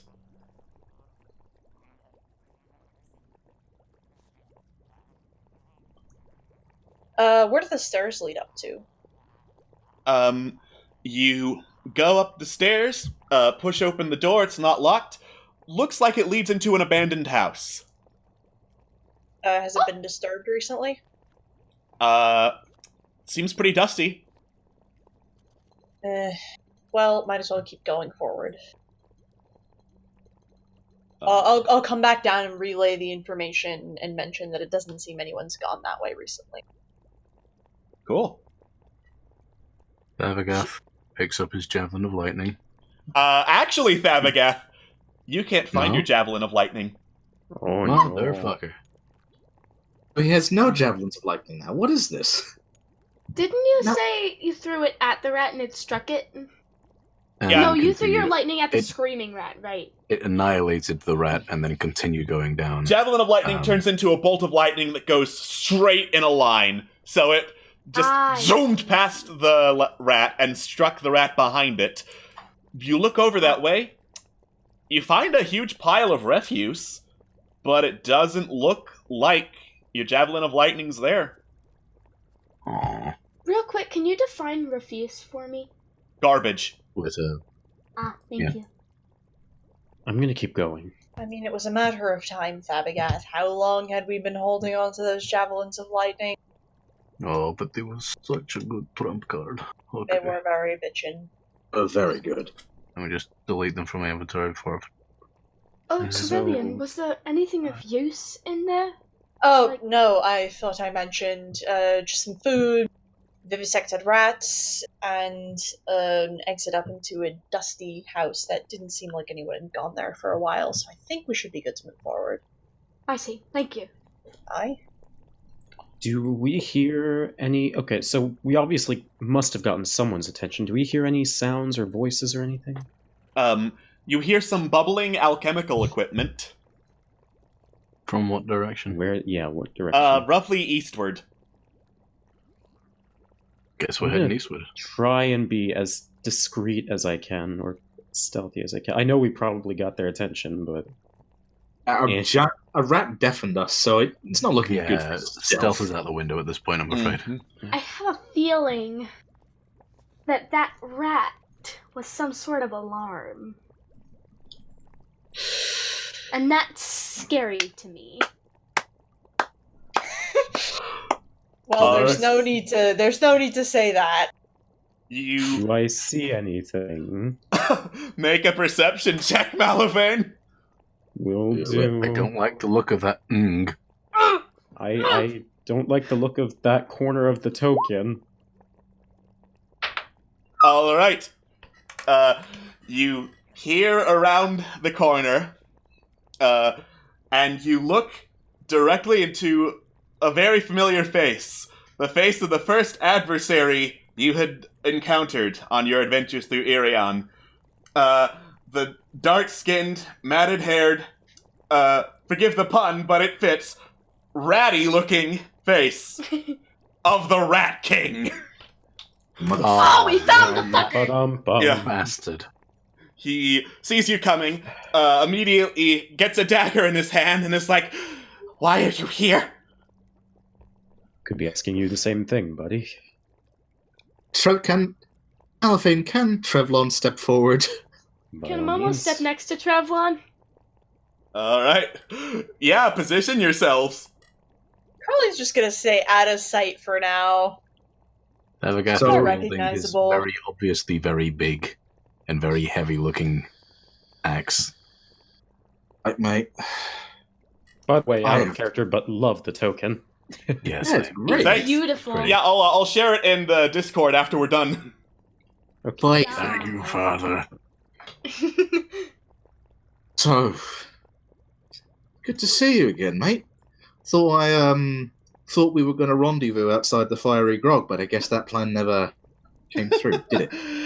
Of course it didn't. You couldn't even agree on what name I was supposed to use. How could I know that you weren't going to waffle on your little plan? Remember calling you Niktar, mate, and... I don't think I'm going to even give you the grace to call you that anymore. I love that name, but you don't deserve it, mate. You are... exact same bloody thing again. We had to fight your rats again, up topside this time. And not to bring the mood down even further, but you apparently might have kidnapped someone. Like a person. He looks confused. Did I? And he looks side to side. You did kidnap someone, right? Person by the second name Nulard? He looks back and forth. Malifane, please get back here. Oh, okay. Get back here, you little sneak. Yeah, you can't Get back here! You can't go past the Rat King quite yet. He will stab you. Actually, I'm going to work this in. As you bring it up, he notices, Malifane, you're trying to sneak around, and he pulls out a dagger and is like, "Hey! No. You will not disrupt my work again!" And what of it? Mal, just get back here! Back here, you little... We can figure out what the hell he's doing later. Right now, we need to figure out where Nulard is. You say there aren't any hostages. So then what do you know? What have you been doing? I have been catching up after I was so rudely interrupted from my task of trying to save the world. And then what happened? Oh, let me see if you remember. You locked me in a wardrobe. You threw me in a hole in the ground. You had to be reminded that I need to eat things. And you go snooping around, thinking you know my life, and you expect me to trust you, to put my life in your hands. You know nothing. You barely have any idea how to get through life without stumbling over yourself, and you expect me to trust that? You expect me to be stupid enough to believe no one would even react to me going back to the tavern above my laboratory? Oh, no. You're so wrong. The world is nasty, so very, very nasty. Look at me. I am covered in filth. I am making an army of rats. And the old voice, it is so very, very loud. And it will not be silenced by platitudes about trust and friendship. I will save the world, because apparently I'm the only one who gives a shit! Yeah. Sorry, Thavagath, very quickly, Thavagath raises a finger. Says, actually it was an armoire. Momo just kind of cuffs his head.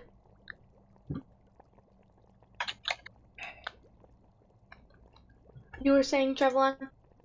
Hold on, mate. You said... Now, the last time you mentioned that, I kind of threw it off as a bit of your madness, but... not the first time I've heard that. I'm right in assuming that that's not the first time that Trevlon has heard that at this point. Just to clarify. Not the first time. In I'm fact, not I crazy. remember Okay. that as well. Just looking up in the notes what the heck what it was related to, because goddamn, it's been a while. Yes, it has. Yeah. So, if I may ask, mate, this... Please enlighten me about it. Enlighten you? Enlighten you? Did you not read my notes? Did you just forget?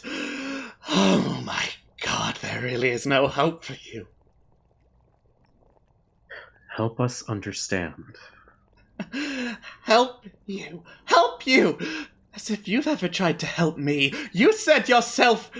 You killed my rats. You killed the armies I am trying to do good with. And well, I could have... You go first. And here you are, breaking into my laboratory again, planning, what? To turn me in again? Throw me in another wardrobe? Lock me away for my own safety, he says with dramatic air quotes. Gotta be honest, mate. I thought you'd be a little bit more bloody thankful that we didn't just kill you the moment we found you. We showed so much restraint to you. You were torturing a human being. You were using rats and planning to take over the city for your own weird experimental reasons. And we got you out of prison. We helped you. We tried so hard to help you get out. And... that you really believed that we would be able to, stick together, that we could really help you, but no. Happening. Well, then if you're trying to stop me, clearly you're working for the old voice, and we can't have that. Corellian, the refuse pile by you starts rumbling. I'm going to need you to make a dexterity saving throw. Christ. Oh boy.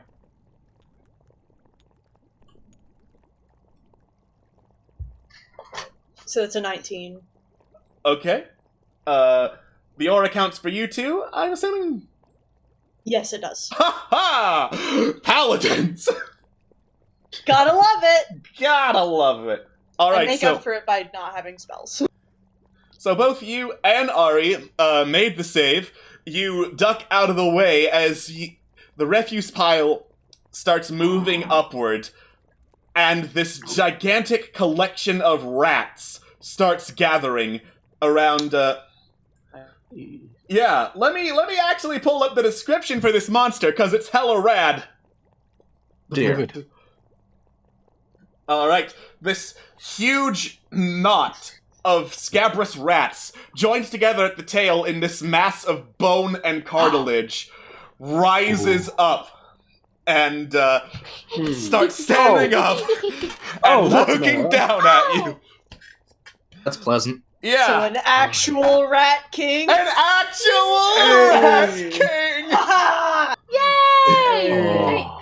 No! But We're yay! in danger! You're in danger, and this is an in old danger! turn order. Come on, clear out. Ooh. Clear out, guys. I Thank really you. don't appreciate that big red circle. Oh no. That is a big like red that. circle.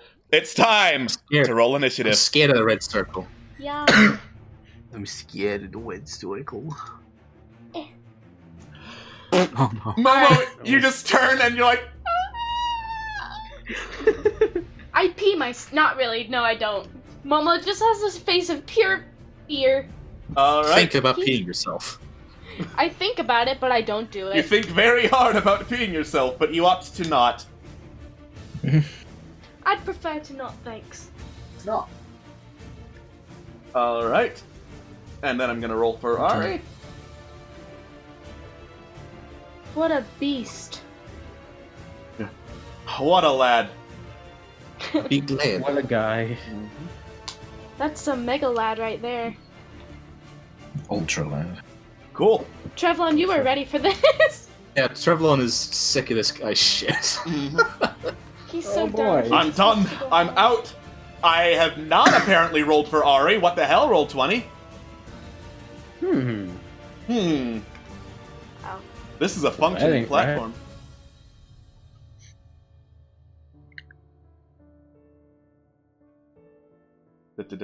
Come on. Come on! Come on, you got this. You got this, Sonic. Alright. That Don't talk is to an me or my 11 son for ever Ari. again. Alright. Trevlon, you turn and see this huge mass of rats gathering to what is close enough to feet. And as it twists and writhes, you feel an aura of misfortune start to wash over you. Make a charisma saving throw. Okay, buddy, you're good at this. You need to be good at this. Come on. Please. Charisma saving. Here we go. Hey! Yeah. You're pretty charismatic, so you are fine and not affected by the rat mass's aura. Okay. Trevlon, firstly, some bardic inspiration. 2, bardic inspiration to Ari, considering how bloody close she is. That's a good idea. He's given some bardic inspiration, which basically means that whenever she feels appropriate, she has a D8 she can spend on an ability or an action check. And then Trevlon reels back a fist, tries to punch the Rat King, whilst also... Oh. Okay. Alright. So he has to make a D14 save on Wisdom. Yeah, he made that. God.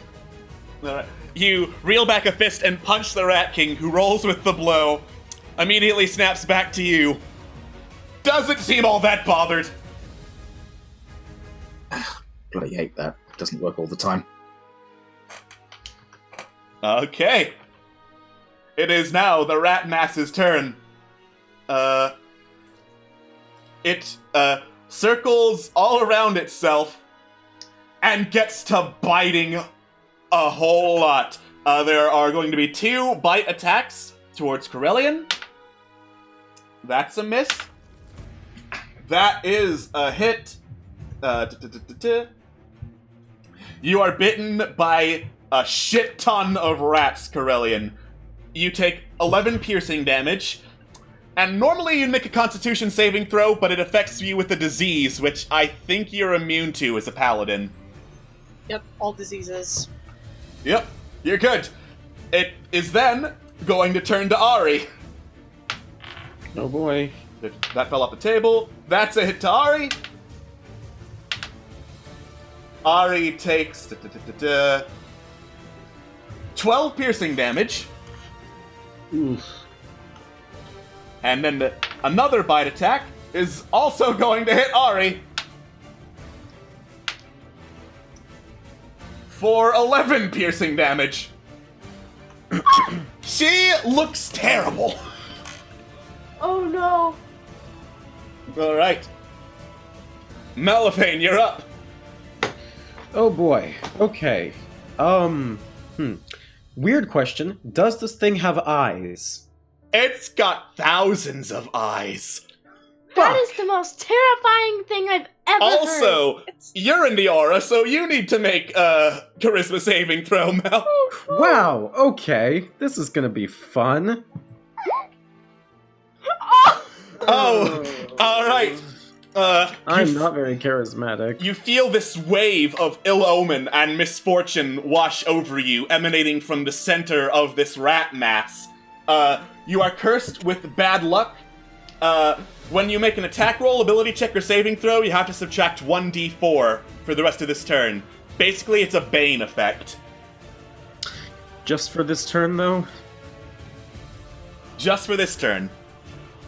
Okay. Well, realizing this, first I'm gonna back up a bit. My instincts tell me that if the Rat King goes down, then the creature goes down, so I'm going to fire my bow at him. Fire an arrow at him. What? What? I don't know. I don't think that's a good idea. I mean, I think we should just keep him alive. Who said it was going to be lethal? You're shooting an arrow at him, You dude. know, you have a point. Non-lethal point. damage is Goddamn. actually a very Hello, good thing. pacifist. Yeah. Malifane has suddenly decided he wants blood. I feel like if Alright. you did make that decision, it wouldn't be on the Rat King. Yeah. There are plenty of other people. Alright. Oh, well that's not going to hit either way. Minus 1d4. I just rolled a 2, so your shot goes wide and strikes a wall near the Rat King. I am going to provide. You know what? What is my distance? I'm gonna use my bonus action to provide assistance to Trevlon. So Master of Tactics on that. Alright. Trevlon now has Master of Tactics applied and has gotten some inspiration on fighting the Rat King and the Rat King. It is now the humanoid Rat King's turn. He is going to book it off here. He's going to provoke attacks of opportunity from Trevlon, Momo, and Thavagath. Yay. Get 'em, boys. Happy. Wait, can we do it? Yeah. Yes. Yeah. Thavagath Momo's gonna cast Toll the Dead. You can't do that. It has to be a melee attack. There is a feat for casting a spell as an attack of opportunity. Frick! Cast the mace! Throw it! Throw the mace! Alright. Just hit him. Yeah! You swing at the Rat King with your mace. That's a hit. Roll. Okay. You drive your mace against the Rat King's back, and it hits with a tink. What? Oof. Thavagath whacks the Rat King upside the head with the side of Spider's edge, non-lethally, of course. Cool, that's a hit. You hit him pretty hard, but you also hear a tink. This is some bullshit. Can I roll an Arcana check? Yes. Excellent! Fantastic. these. This is exactly what I need right now. Hey! So do you remember the part about him being a were-rat? Uh-huh. Yeah? Were-rats have immunity to damage from weapons that are not magical or silvered. Anger. That is beyond bullshit. I am so angry. In fact, I'm just gonna Hold on. skip Magic Chevlon's attack weapon. of opportunity, because, he doesn't have anything that can hurt the Rat King with an attack of opportunity. Guys, you need to hit him with a magical weapon! We don't have on. magical weapons. Hold on a second. Okay. and bear with me on my logic here. I have this little trinket that we had from the beginning. We were told to choose 2 trinkets. One of them is this fucking crystal moon necklace with like a silver chain around it. If I were to wrap the chain around my fist and punch him with that, That's not a magic weapon. yeah, but you said that, but it's silvered. Is it? I thought it said moon crystal. It does have a silver chain. Yeah, it's got a crystal moon necklace with silver chain. Did I not? Wait, hold on. Bollocks, didn't write it in. Alright, well, it's not written in there, but fuck. If it did work, it would probably be like an improvised weapon, so a whopping 1d4. A whopping 1 damage. Allow it? Yeah. It would deal 1 damage and might break, is the thing. Yeah, no, that's a good point. Anyway, the Rat King is going to attempt to shove Malifane. I'm going to need you to make a strength check. Athletics, Great. actually. Great! Even better! Oh boy. What a buddy. Wait, athletics you said? Athletics, yes. Oh boy. Alright, he rolled higher, unfortunately. Oh. So, he just pushes you to the side on the pile of boxes, runs past you. Do you want to take an attack of opportunity? Do you have any magic weapons, or Did I do know they have this person at all, or? Technically, a round of D&D with everyone acting is 6 seconds, so you might not have had time to catch it. Fair enough. Okay, please tell me I have one more javelin. Please tell me I have one more javelin. Wait. Oh, fuck, that would be lethal still. Potions of poison are still lethal. You know what? New plan. I still have cinnamon. I'm gonna blind him. You can do it. Alright. I'm gonna fucking do it. I'm gonna throw the bag of cinnamon at him. Cool. I'm gonna use this. What do I need to do? I'm just gonna have him make a dexterity saving throw. Cool. The cinnamon gets in his eyes, and he starts waving it around frantically, heading just continually in that direction. Yes. You know what? I'm very happy for you. Very well. Told you these items would work. Corellian, you are being bitten by a shitload of rats. As much as I am willing and able to pursue the Rat King, I cannot leave Ari here alone. Would there be any way for me to get, like, in between her and the mass of rats? You could shove Ari out of the way.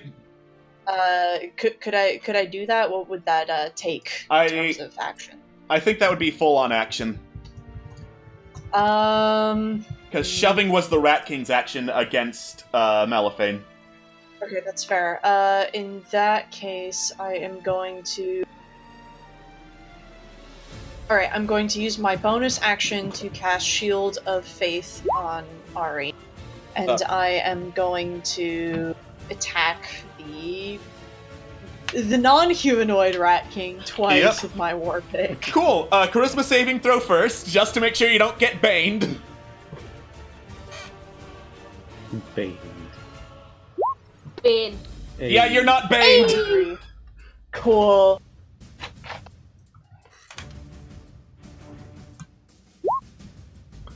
Alright. So, the first one hits, the second one also hits, but just barely. You see the massive rats try to pull away after your first strike, but you manage to catch it just in time to actually hit something. Alright, I am going to smite on one of them. Cool. And let me roll a 2d8. There. That much. Alright. You strike fervently against the massive rats. It's hard to get meaningful damage in because there's a lot of moving targets and not one big target, but you do manage to hit it fairly well. And then you channel divine energy and go to town on those particular rats. They are burned by radiant energy. Alright. Nice. I'm gonna call out. Take care of him! You got it! Ari is going to, hold out one hand as it starts being covered in electricity and try to smack the massive rats with it. That is a hit. Electricity surges through the rats. And it deals 1d8 lightning damage, because this is Shocking Grasp. Not that much lightning damage, he did 2 damage, but the rats kind of shudder with lightning and can't make an attack of opportunity as Ari backs the fuck up. Good. Yes. Come on, roll 20. No, not that way. Other way, Ari. Wrong direction! There we go. There we go. Nice. She's just gonna hide over here real quick. Good, you deserve it. Take a rest, girl. Rowan just flashes her a thumbs up. She holds her thumbs up from the doorway and quickly tucks it back in. Okay. Now, and all I heard was Corellian flashes her. Please tell me there was an end of that sentence. A thumbs up. Okay, thank fuck. Speaking of cutting out, we're going to see if you're intact enough to do your turn, Thabaga. Oof, big oof. Okay. Quick question about the rat, the big monstrous rat king thing. Mm-hmm. Is it literally just a shit ton of rats together, all acting as their own individual thing in a conglomerate? Or is there a big bulging mass around which the rats are attached? There is a big old mass of bone and cartilage, but there are several hundred rats, so if you're going for attack the weak point, there's not really mechanics for that, because the rat wants to cover it up.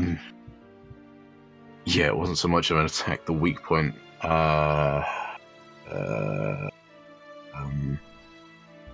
Okay, never mind. Fucking...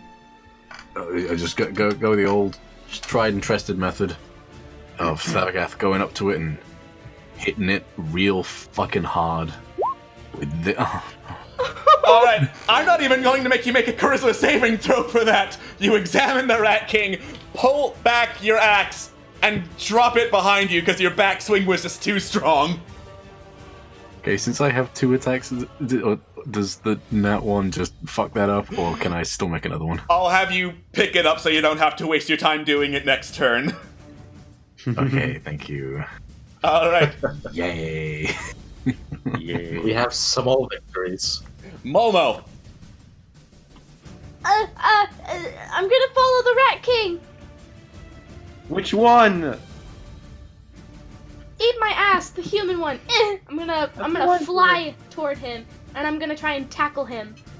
Alright. Make an athletics check.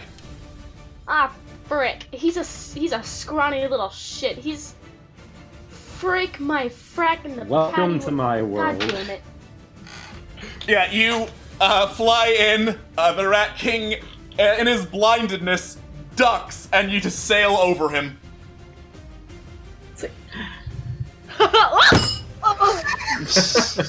Oof, ouch.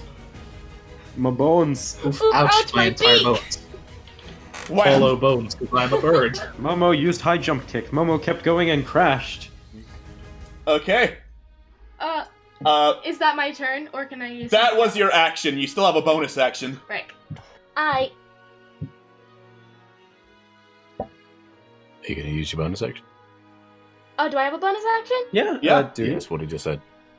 Oh, I didn't hear him. Everything keeps cutting out for me. I'm sorry.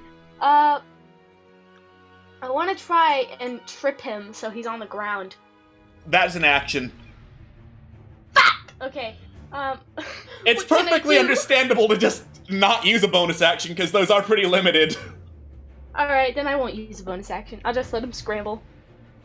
Alright. Trevlon, we're back to you. Ray, one moment. Okay, here we go. Right. Okay, Trevlon, I think, first of all, will... First off, Perceptions work. charisma save.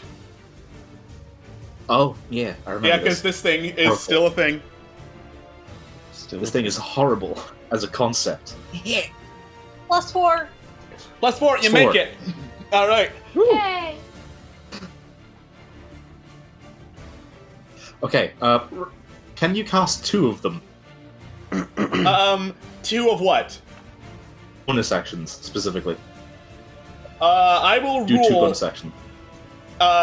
If a bonus action is something that's not a cantrip, then you can't, because you can only cast 1 spell per turn. You can't rip. Okay, right. Well, firstly, Trevlon spends another bardic inspiration to try and up on their feet, and you get a D8 now. Use it wisely. And To get who? a D8 with bardic inspiration. To who? Who? Corellian. I keep saying Corellian. You keep out cutting every single out. time. Jeez. Thank you. I appreciate it. You're wonderful. You're the best bard I've ever had the pleasure of adventuring with. I will treasure that D8. Could fucking kill this microphone. This is not a good You say day, microphone? Gordon. I am also going to... Oh, that's a bad idea. Oh, there's so much choice. There's so much choice. What do I do? Kick its ass. It's legit. I'm gonna shoot a crossbow, a hand crossbow bolt at the big thing. Cool. And a yuck. That is a hit. You said you were gonna turn this off. Alright. You raise your crossbow and fire an arrow. It strikes one of the rats. Whee! Whee! You got one! You know what? That's better than none. Alright. The Rat King mass hunches up so it's taller, and then this echoing, chittering squeak that sounds almost like echoes through the chamber. And then you hear a lot more squeaks as swarms of rats burst out of the walls near Malifane. Oh boy!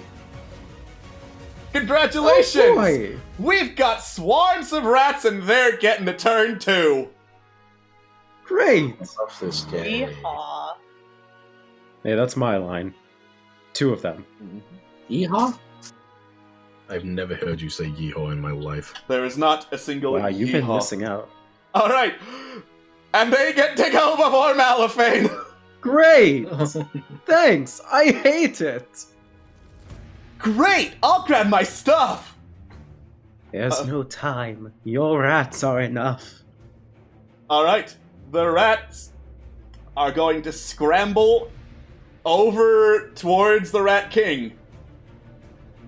One of them gets on top of Trevlon and starts a biting. Oh no. Oh no, oh frick, it's a biting time. Why do this? That's a hit, as the rats leap up and bite your ankles, bite your torso, bite anything they can reach. Oh dear. You take 7 piercing damage. Oh dear. Alright. But that is the end of the rat swarm's turns. So, Mal, it's your turn.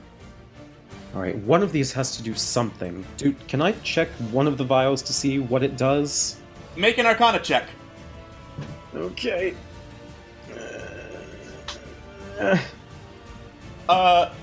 Looks like a couple of these are vials of acid. Oh. Yeah, that'll do. Wait, you said that weapons that aren't silver don't hurt him. You didn't say anything about potions, right? I did not. Wait, but that could still...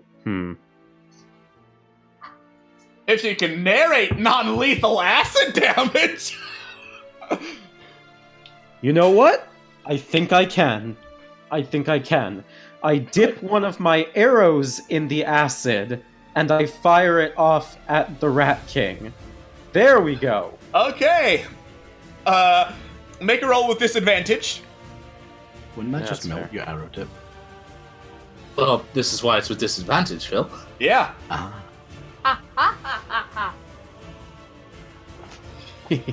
That's still enough to hit. Hey!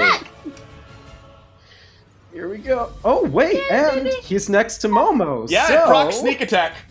Proc sneak attack this time. Let's do this. Hooray! Get him. That's still 11. That's still 21 total. Oh wait, yeah, 21 total. I'll call it, as the acid-eaten arrow strikes against the Rat King's flesh, and like he yelps out in pain, turns around to see you, and growls. He sees me? Yeah. I thought he was blinded. The blindness was for his turn. Who said I was done? Oh yeah, you get more. Yeah, I get more. Yeah, okay, what's your bonus action then? Considering he's right next to Momo, I'm gonna provide advantage to him. So take that, little buddy. Yay! Thank you! Alright. It is now his turn. He is going to just bolt away from Momo, provoking an attack of opportunity. Hey Momo, do you want to take it? Not in my house! Yes, I will!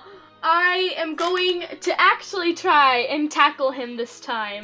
For realsies! Let's hope I don't fuck everything up! You said, acrobatics or... Athletics. With advantage. Frick! I'm not a jock, okay? But you can do it with advantage. You can I do it with swear advantage. to God! I do get advantage, ooh woo! Sorry, I'm very angry at Momo for It's not okay. being strong. Alright. You still have a +1 modifier. I have a -1 modifier. I do. So, I roll By again. all accounts, you're still stronger roll than one more Malachry. time. Yes. Yeah, you just kind of like did your best. wave your arms around, trying to grab the Rat King as he rolls away, slides over a table, and disappears into the darkness. Oh, Fuck. mother trucker, dude! This motherfucker Like a- athletics.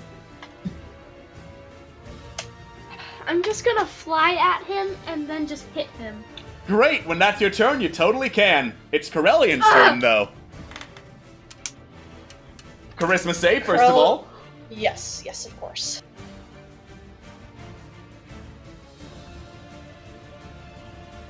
$14. That is just enough to make it. You are not baned again. Okay. Corellian looks at the giant mass of swarming rats, then looks at the smaller masses of swarming rats, and then looks at Thabagath. Thabagath, Mm-hmm. get real mad. And then Corellian is going to distract all the rats within a 10-foot radius of them. With, basically, they're going to smack their war pick on their shield, try and get their attention, say, come and get me, and then they're going to use their bonus action to Misty Step out of the way of Large Rat and towards our squish. So, give me a moment Alright. to let Roll20 do its thing.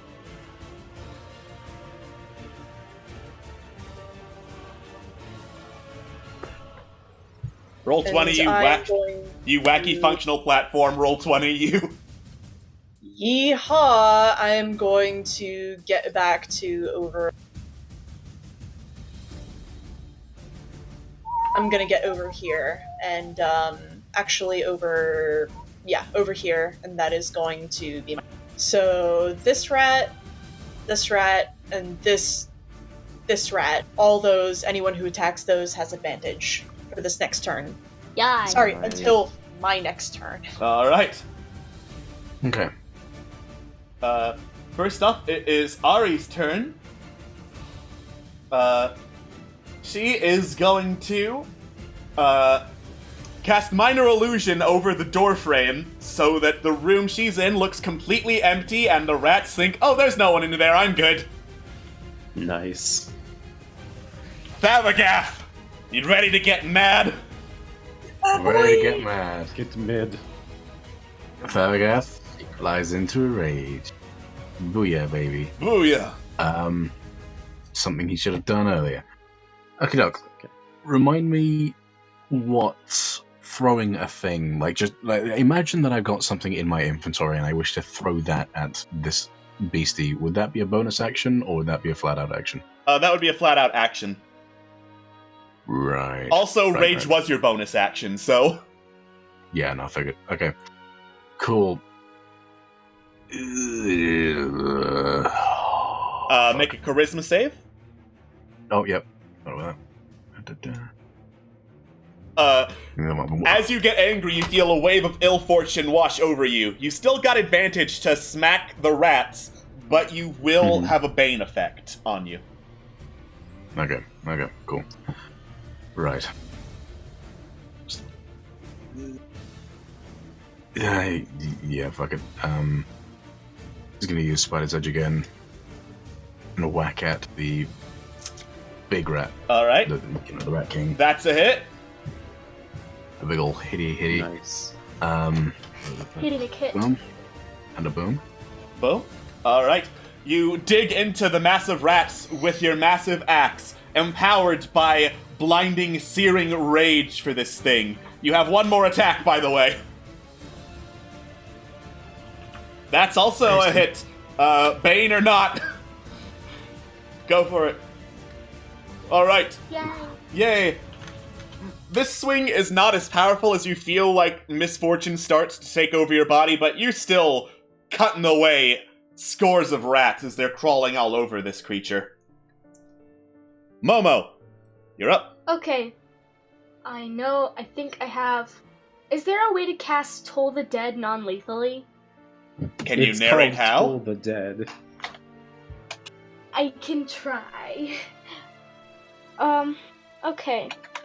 I want to make myself glow, and then I'm going to fly in the direction of the Rat King, and then Light is an action, so... Oh, God! Okay.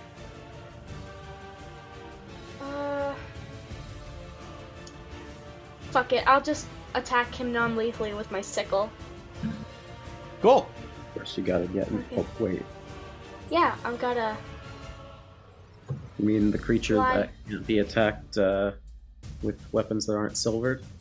Alright, you fly over where you think it is. You can't really see in the dark. No, I can't. That's why I'm gonna cast light. I'm gonna risk it, baby. Alright.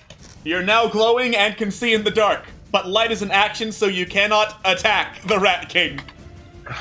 I will next time! Okay. Also, yeah, I noticed that arrow pointing Malifane. You do see a tied up young woman over towards the north. Shit. Mm-hmm. Chevlon. Okay. These rats are on me, ain't they? Yes, they are. You have advantage on attacking them if you want. I do, but I also have another plan. It's called... Would these things get scared easily, do you think? You get the feeling they could be frightened. Let me double check. Oh wait, no. I am Boo Boo the Fool. Swarms are immune to the frightened condition. Well, I guess that gets rid of the types of haunting for this one. Second question. Remind me what your thing, like your rule was for friendly fire in terms of spells. It's gonna happen if there's an area of effect. Got it. Okay. If that's the case, I am just going to, as my, do a bonus action afterwards. Cool. Okay, so I'm going to just try and get these bloody rats off me first, and swing my rapier around, and just go like, "Rats, get off!" Yeah, I'm gonna say even without a charisma save, you'll have hit them. So there you go. You hit them rats that are on yous. 3 damage. Did it. You hit one rat, and it just goes flying away with that. Oh. Okay, cool. That's awesome. Also, casts Healing Word at 2 on Corellian. All right. Some health back, baby. You shout out some thanks to Corellian, which raises his spirits. Corellian is healed for 7 hit points. God. All right. The Rat King is actually going to shimmy over this way. I'll move him to the back so you know that Thavagath is still standing there. It's shifting its mass, basically, so that it's squeezing past Thavagath, and it's gonna start biting. That's a natural 1, so Thavagath, you just grab one of the rats that tries to bite you and yeet it back at the Rat King. Yeet. Alright. The other bite attack is going to hit. As you feel proud of yourself, and then chomp, chomp, chomp, a bunch more rats bite you. Thavagath, you take 9 piercing damage, and I'm going to need you to make a Constitution saving throw.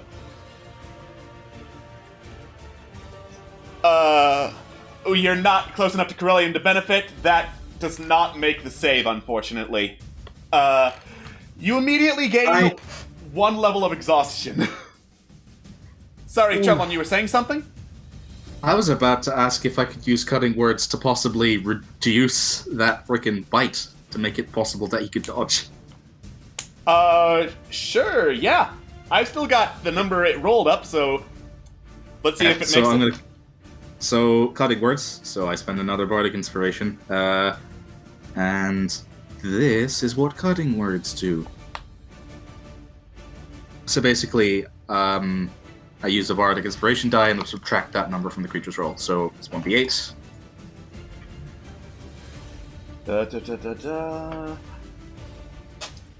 That is just barely not enough. Nuts. Oh well. Alright. Thavagath, you have 1 level of exhaustion. You're feeling pretty winded fighting this thing as I pull up what exhaustion does, because it's a complicated fucking thing. I think first level is it has disadvantage on ability checks. Disadvantage on ability checks, that is correct. Just checks, not attacks and not saving throws, though. Alright. But it's got 2 more bite attacks. And it is going to bite the swarm of rats. Fuck. Alright, so... Chomp! Really It scoops up some of the swarm of rats, which get added onto its own mass, healing it. And it's going to try again. It missed! It missed the fucking swarm of rats! Abigath's just too meaty. Alright. That is the Rat King's turn. The rat swarms are distracted and they're gonna go for Corellian. It's time for some chompy bits. Yay! That's a hit. But that's from the rat swarm that got like half of it destroyed, so it doesn't actually do that much damage. You only take 4 piercing damage. The other rat swarm misses completely. They can't get over the other rats that are biting you. The one that's not distracted is going to scooch past Chevlon and go try to add itself to the Rat King's mass. That is a hit. Several of the rats leap out and add themselves to the pile that is the Rat King. So that's fun. Yeah. Malifane! Mal looks between the two, between the woman who's tied up and to Corellian, and after a lot of thinking, just goes, oh shit, I'm gonna have to make a charisma thing, aren't I? Yes. Fuck. Alright, charisma saving throw, come on. That is enough to not get banged. Good. Okay, so he's gonna go up to the rats and try to get them the hell off of Corellian. Cool. So let's do that.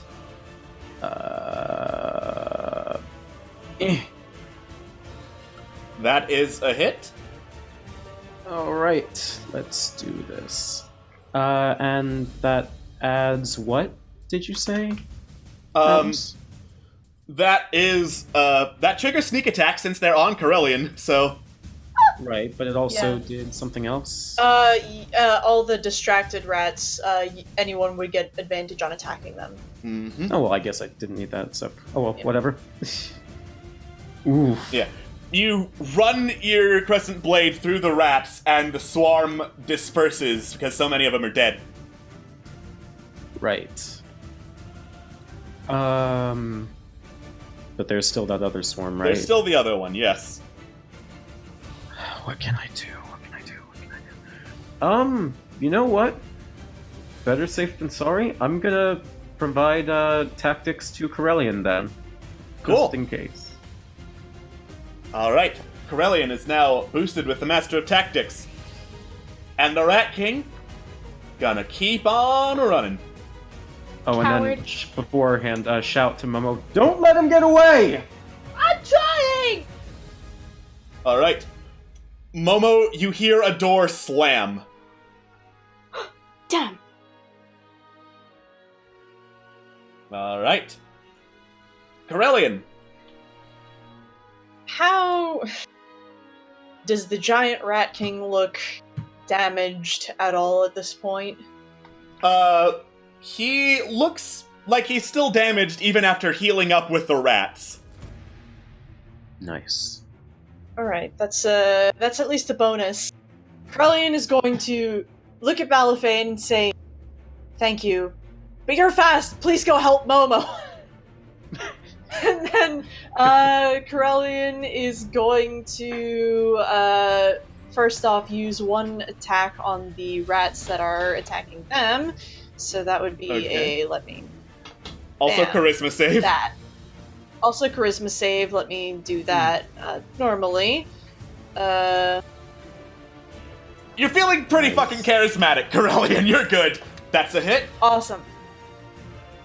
What are you, Corellian? A paladin? What are you? A paladin. You strike several of the rats away from you, Corellian, with an upswing of your war pick. Alright, I am going to, I'm gonna use my second attack on the same rat swarm. Let me roll that again. Yeah, because you do have pack tactics. That's also a hit. Nice. You deal another crushing blow to that rat swarm. You get the feeling there's less than half of that particular swarm remaining. Would I be able to use my movement to move over, like, here? Would I be able to do that, or with the rats? Okay, cool. So I am going to get out of said swarm and try to advance a little bit to be a bit more of a barrier between squishies and giant rat thing, and that is about all I can do at this point. Okay. Yes. Ari rolled a natural 20 on her charisma save, so she just struts out like it ain't no thing. Die! And then shoots a hand forward as another magical wave goes from her hands, and she is casting Sleep. Ooh. Alright. The damaged mass of rats falls unconscious and kind of like scatters in a big old pile. Nice. And then the other mass of rats is also gonna fall unconscious. And then Ari is going to duck back because she is not doing too good. I'm also slightly terrified of this because Rat King thing. Alright, Thavagath, you're up. As Thavagath gets ready to make his move, Trevlon yells, "Get the hell back, I have an idea."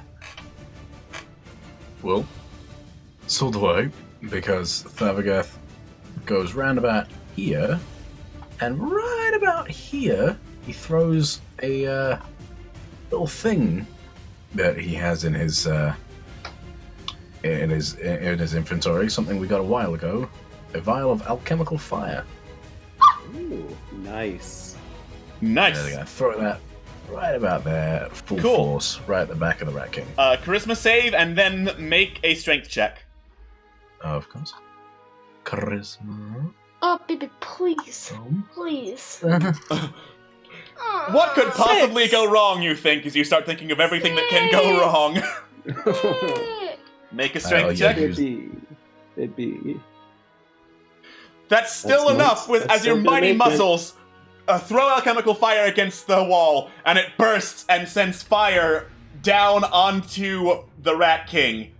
Let me actually double check what this particular alchemical fire does, because if it's Glinquinol's brew, it does something different than traditional. Oh no. Yeah, but this is I think it's the Glinquinol alchemical one. fire from the Page Golem. I have 2 alchemical fires, one from Glinquinol that we got really early on, and a cold alchemical fire that I got from the... Okay. The one from Glinquinol sets that general area on fire. It is going to take fire damage at the start of each of its turns. Oh, good. Nice. And it takes And I assume that's 6 fire damage right now. Nice. Yay, holy water. Cool. Cool. That's all I can do, I think, so, Right, Momo. Alright. You said there was a door slammed, correct? Mm-hmm. Alright. Well, I'm gonna look for, is there any, like, door nearby? Not that you can see, Momo. Can I make an Arcana check? This is some witchcraft shit! It's witchcraft. It's witchcraft. Sure, why not? Ooh, baby, a triple. You tap into all your arcane senses, and you're pretty sure that the sound of a door closing meant that a door was closed somewhere. You look into the next room and see that it turns a corner. Maybe you're not seeing a door because the door's not here. Thanks! I really appreciate it! Maybe he went further up. Alright. Wow. You can move to about right there, and as you go into this next room, you enter this very small storage room with a tied-up tiefling, gray skin with ram's horns, who looks over at you as you approach and arches an eyebrow. She is bound and gagged. You said she was what? Bound and gagged. Oh dear. Alright. Chevlon. Alex. It's a movement action to move someone else. Then like to pull them back. That would be, if they're not willing, that would be a shove action, which is a full-on action. If they are willing, fucking go for it. Thav, get behind me. You got it.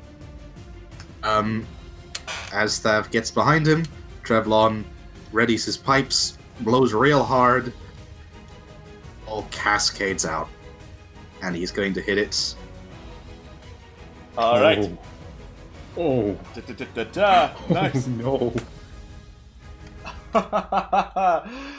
It did not make the saving throw. Cast against the wall with the piercing whine that slowly increases in volume and escalates into a boom as a fireball rips through. That whole area is now on fire. I'll draw that in later. And the Rat King is fucked up. Yes! Nice. Trevlon, you madman. It's still barely standing, but you know what? Because he cast Fireball, I am going to have the alchemical fire deal some bonus damage. Ooh. That is just enough to ignite the alchemical fire and cause it to flare up and take the massive rats with it as it writhes and screams, and piles of flaming rats scatter all around and start setting everything around you on fire. Damn. Just damn.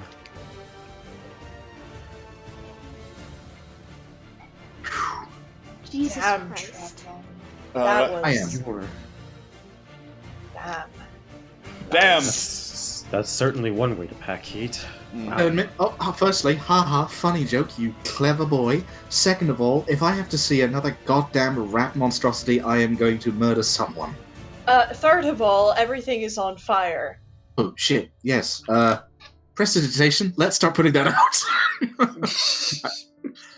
Wait, that doesn't work for small fires, does it? Bold of you to assume that's a small fire. That ain't a small fire, Travelon! I realise now this may not have been the best thought through plan. It was a thing of beauty nonetheless. Let's fucking go. Person somewhere. Yeah. Travelon. Momo, are you going to untie this nice young woman? Yeah. Alright, you go over, untie the woman, pass over a door that is very clearly prepared and not something I drew in at the last minute.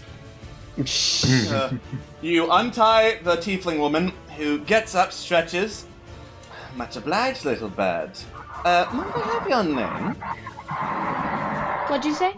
Much obliged, little bird. Might I have your name? Momo Sandsval. Pleasure. Say the new lad of the... well, I'm pretty sure you know the new lads if you live in Port Miranda. I do. We've actually been looking for you. Excellent. Now, if you don't mind, there's a little matter I'd like to deal with about the people who are apparently responsible for kidnapping me. You wouldn't happen to have Flint and Tinder, would you? I would. I do. Let me go get my party real quick. She stands at the door, holds out a hand, expecting you to hand over Flint and Tinder. Oh, Flint and Tinder? I didn't hear you say that, because my internet is shite! Okay, actually, I don't need, you don't need that. I have a spell for that. I do have a spell for that. Excellent. Then she steps back. I'm gonna cast Thaumaturgy. Or Thaumaturgy, whatever you call it. How do you pronounce that? Thaumaturgy. Aha! It is a cantrip that can manifest a minor wonder, assign a supernatural power within range. You create one of the following magical effects within your range.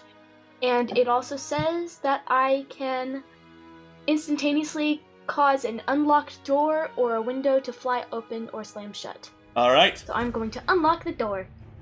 Boom! The door flies open, and Sayana turns towards it, shoots a hand forward, and this cloud of gas erupts from her hands and fills the room.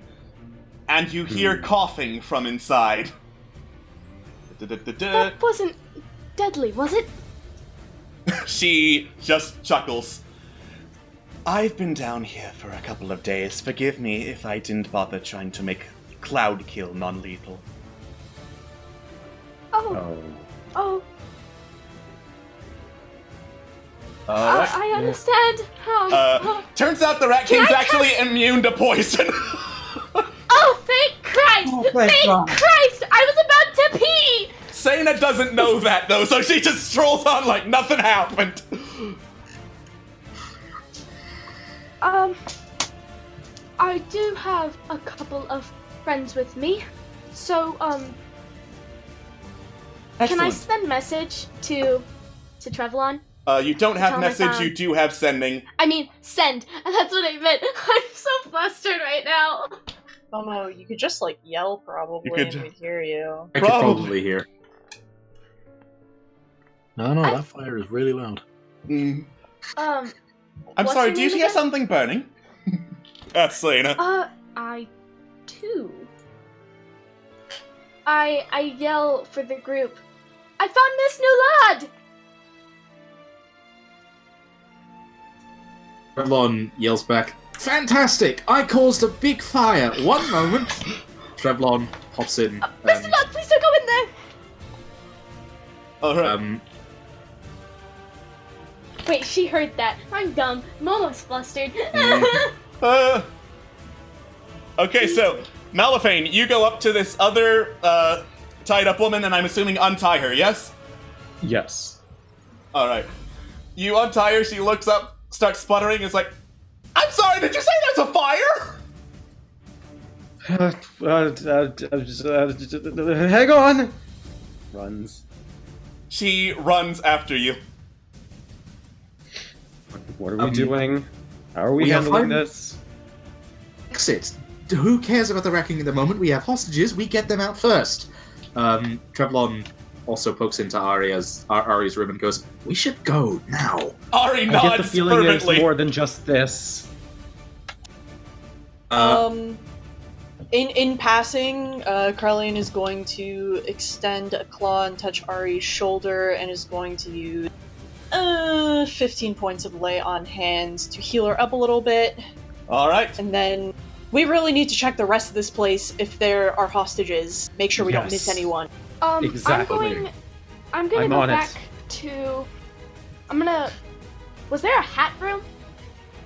Hat room? Hat room? I'm sorry? I saw someone else. Can I go back and find them? Let me actually double check to make sure. Yeah, there was another person you passed by, on the way Can I there. go for them? Getting a bit ahead of yourself. Come back. Sorry. Yeah, there was a side room next to the table where Rat King just vaulted over it. And as you passed by, you did catch a glimpse of another person in there. This one looks to be a young man in some very fancy clothes. I know it looks like a woman. That's what the commoner token looks like. Fair play. I go to untie them immediately. All right, you untie the dude, and he was like, "Okay, better late than never, I guess." Sorry. I was kind of in a rush. Forgive me. All right, you hear another boom coming from around where the fire started. Sane flinches, looks up. How much alchemical equipment was in this place again? A lot. More than enough. Oh, God. Yeah. Wait, Rat Fellow, where is he? In the back, probably He's in the choking. room up here. Is he over where Momo was? Yes? He He's is over a little where bit Momo further went. up. Okay. Krellian will nod and sort of sprint over that way. Cool. Meanwhile, Malifane, Momo. you managed to get into a side chamber. Looks like it was used for, like, a big old storeroom. You Looks see like Christmas to me. He's in the room to the left. You see two more hostages in here, both of them young women. One of them with reddish-brown hair and a tiara and very, very fancy clothes, like with gold trim on them. Both tied up. No time to explain, we're here to save you. As you ungag the woman up top, she's like, "You don't have to tell me twice!" And gets up, helps untie the other one. Name's Marina, by the way. What was that name? The name's Marina, by the way. Marina. Pleasure. Let's get out of here. All right. Another one down here. Good find. Good get. Marina's like, "I got this one. You go find an exit." Are you sure you'll be okay? I've got pluck and spirit. I'll probably be fine. I'm gonna go ahead and stay with Marina. All right. You stay Take care and of them. you stay and help Marina untie the woman as I accidentally threw her into the void. How dare! See, this is what happens when we take our eyes off Marina for us. Yeah. Look, I got a little lost. Okay, it happens. There's the void. It happens to everyone. I tell the guy I untied to go to where everyone else is, and I go to follow Corellian. All right. Corellian, a door has been slammed open, and there looks to be a cloud of poison gas in that room. Corellian just nods, looks over at Momo and says, "Wait right there," and just goes in. And as they're going in, they're gonna say, "This place is on fire. I don't give a shit. We all need to get out now." The Rat King looks up. "What the hell did you do?" Make a persuasion check. Shh. Hold on, give me just a moment. Okay. Yeah, Got moment. you. You are just high on the rolls today, Corellian. The Rat King is about to object when he hears another boom, gets wide-eyed and panicky, and you just grab him by the hand and yank him. Come on. Yank him. We'll deal with all this nonsense later. We just all need to get out now. All right, I'm going to just pull Rat King down with the others so you don't have to track him through each individual room. Cool. As we go back down, do we notice anything else? Any other people? Any other passageway, etc.? Any exits? Anything? Not down this passageway. Okay. As I drag all them commoners around, boom! Another fire starts spreading. Be How do we alarmed. put this out? Yeah, where's an exit? On how do we put this out? We only have two What's options. this? What's what? It would appear to be stairs, Saint Anulad calls back. Bone up them. Alright. Everyone bolts up the stairs in a not calm and orderly manner. They go to an unused fire exit by another building down Rotwell Road. Wow, that's convenient. Yes, it is. And as everyone bolts from the area, there's a boom as the building just goes up in this spray of wood and metal and stonework that just goes raining down in this cloud of smoke and ash onto the road.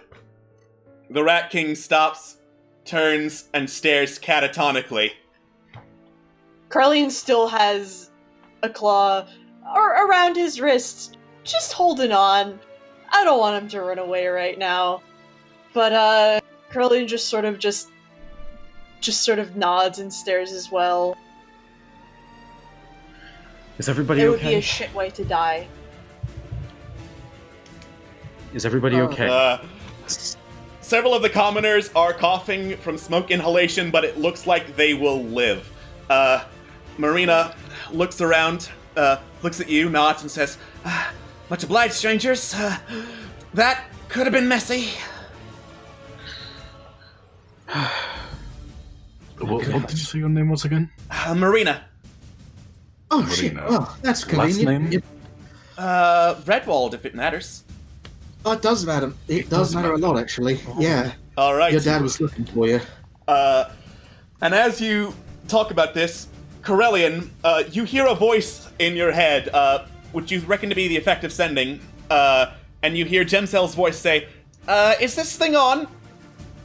Your presence is requested at the auction hall. Lord Stormkirk seems pretty eager to see you." And that is where we're going to end our session, because we've gone over for a while. Yes. Yeah. What's an extra hour? I mean, sorry to keep you guys. I just wanted to get through that encounter. That was a good Oh, encounter. that Yeah, was for sure. Fun shit. All right. Yes. You all get 2,000 experience for dealing with the Rat King. Yes. Yay! And thank you now all for tuning in. We will see you next time on Fallen Empires, where the actual auction is going to happen. Bye-bye. Bye, guys. Bye! Welcome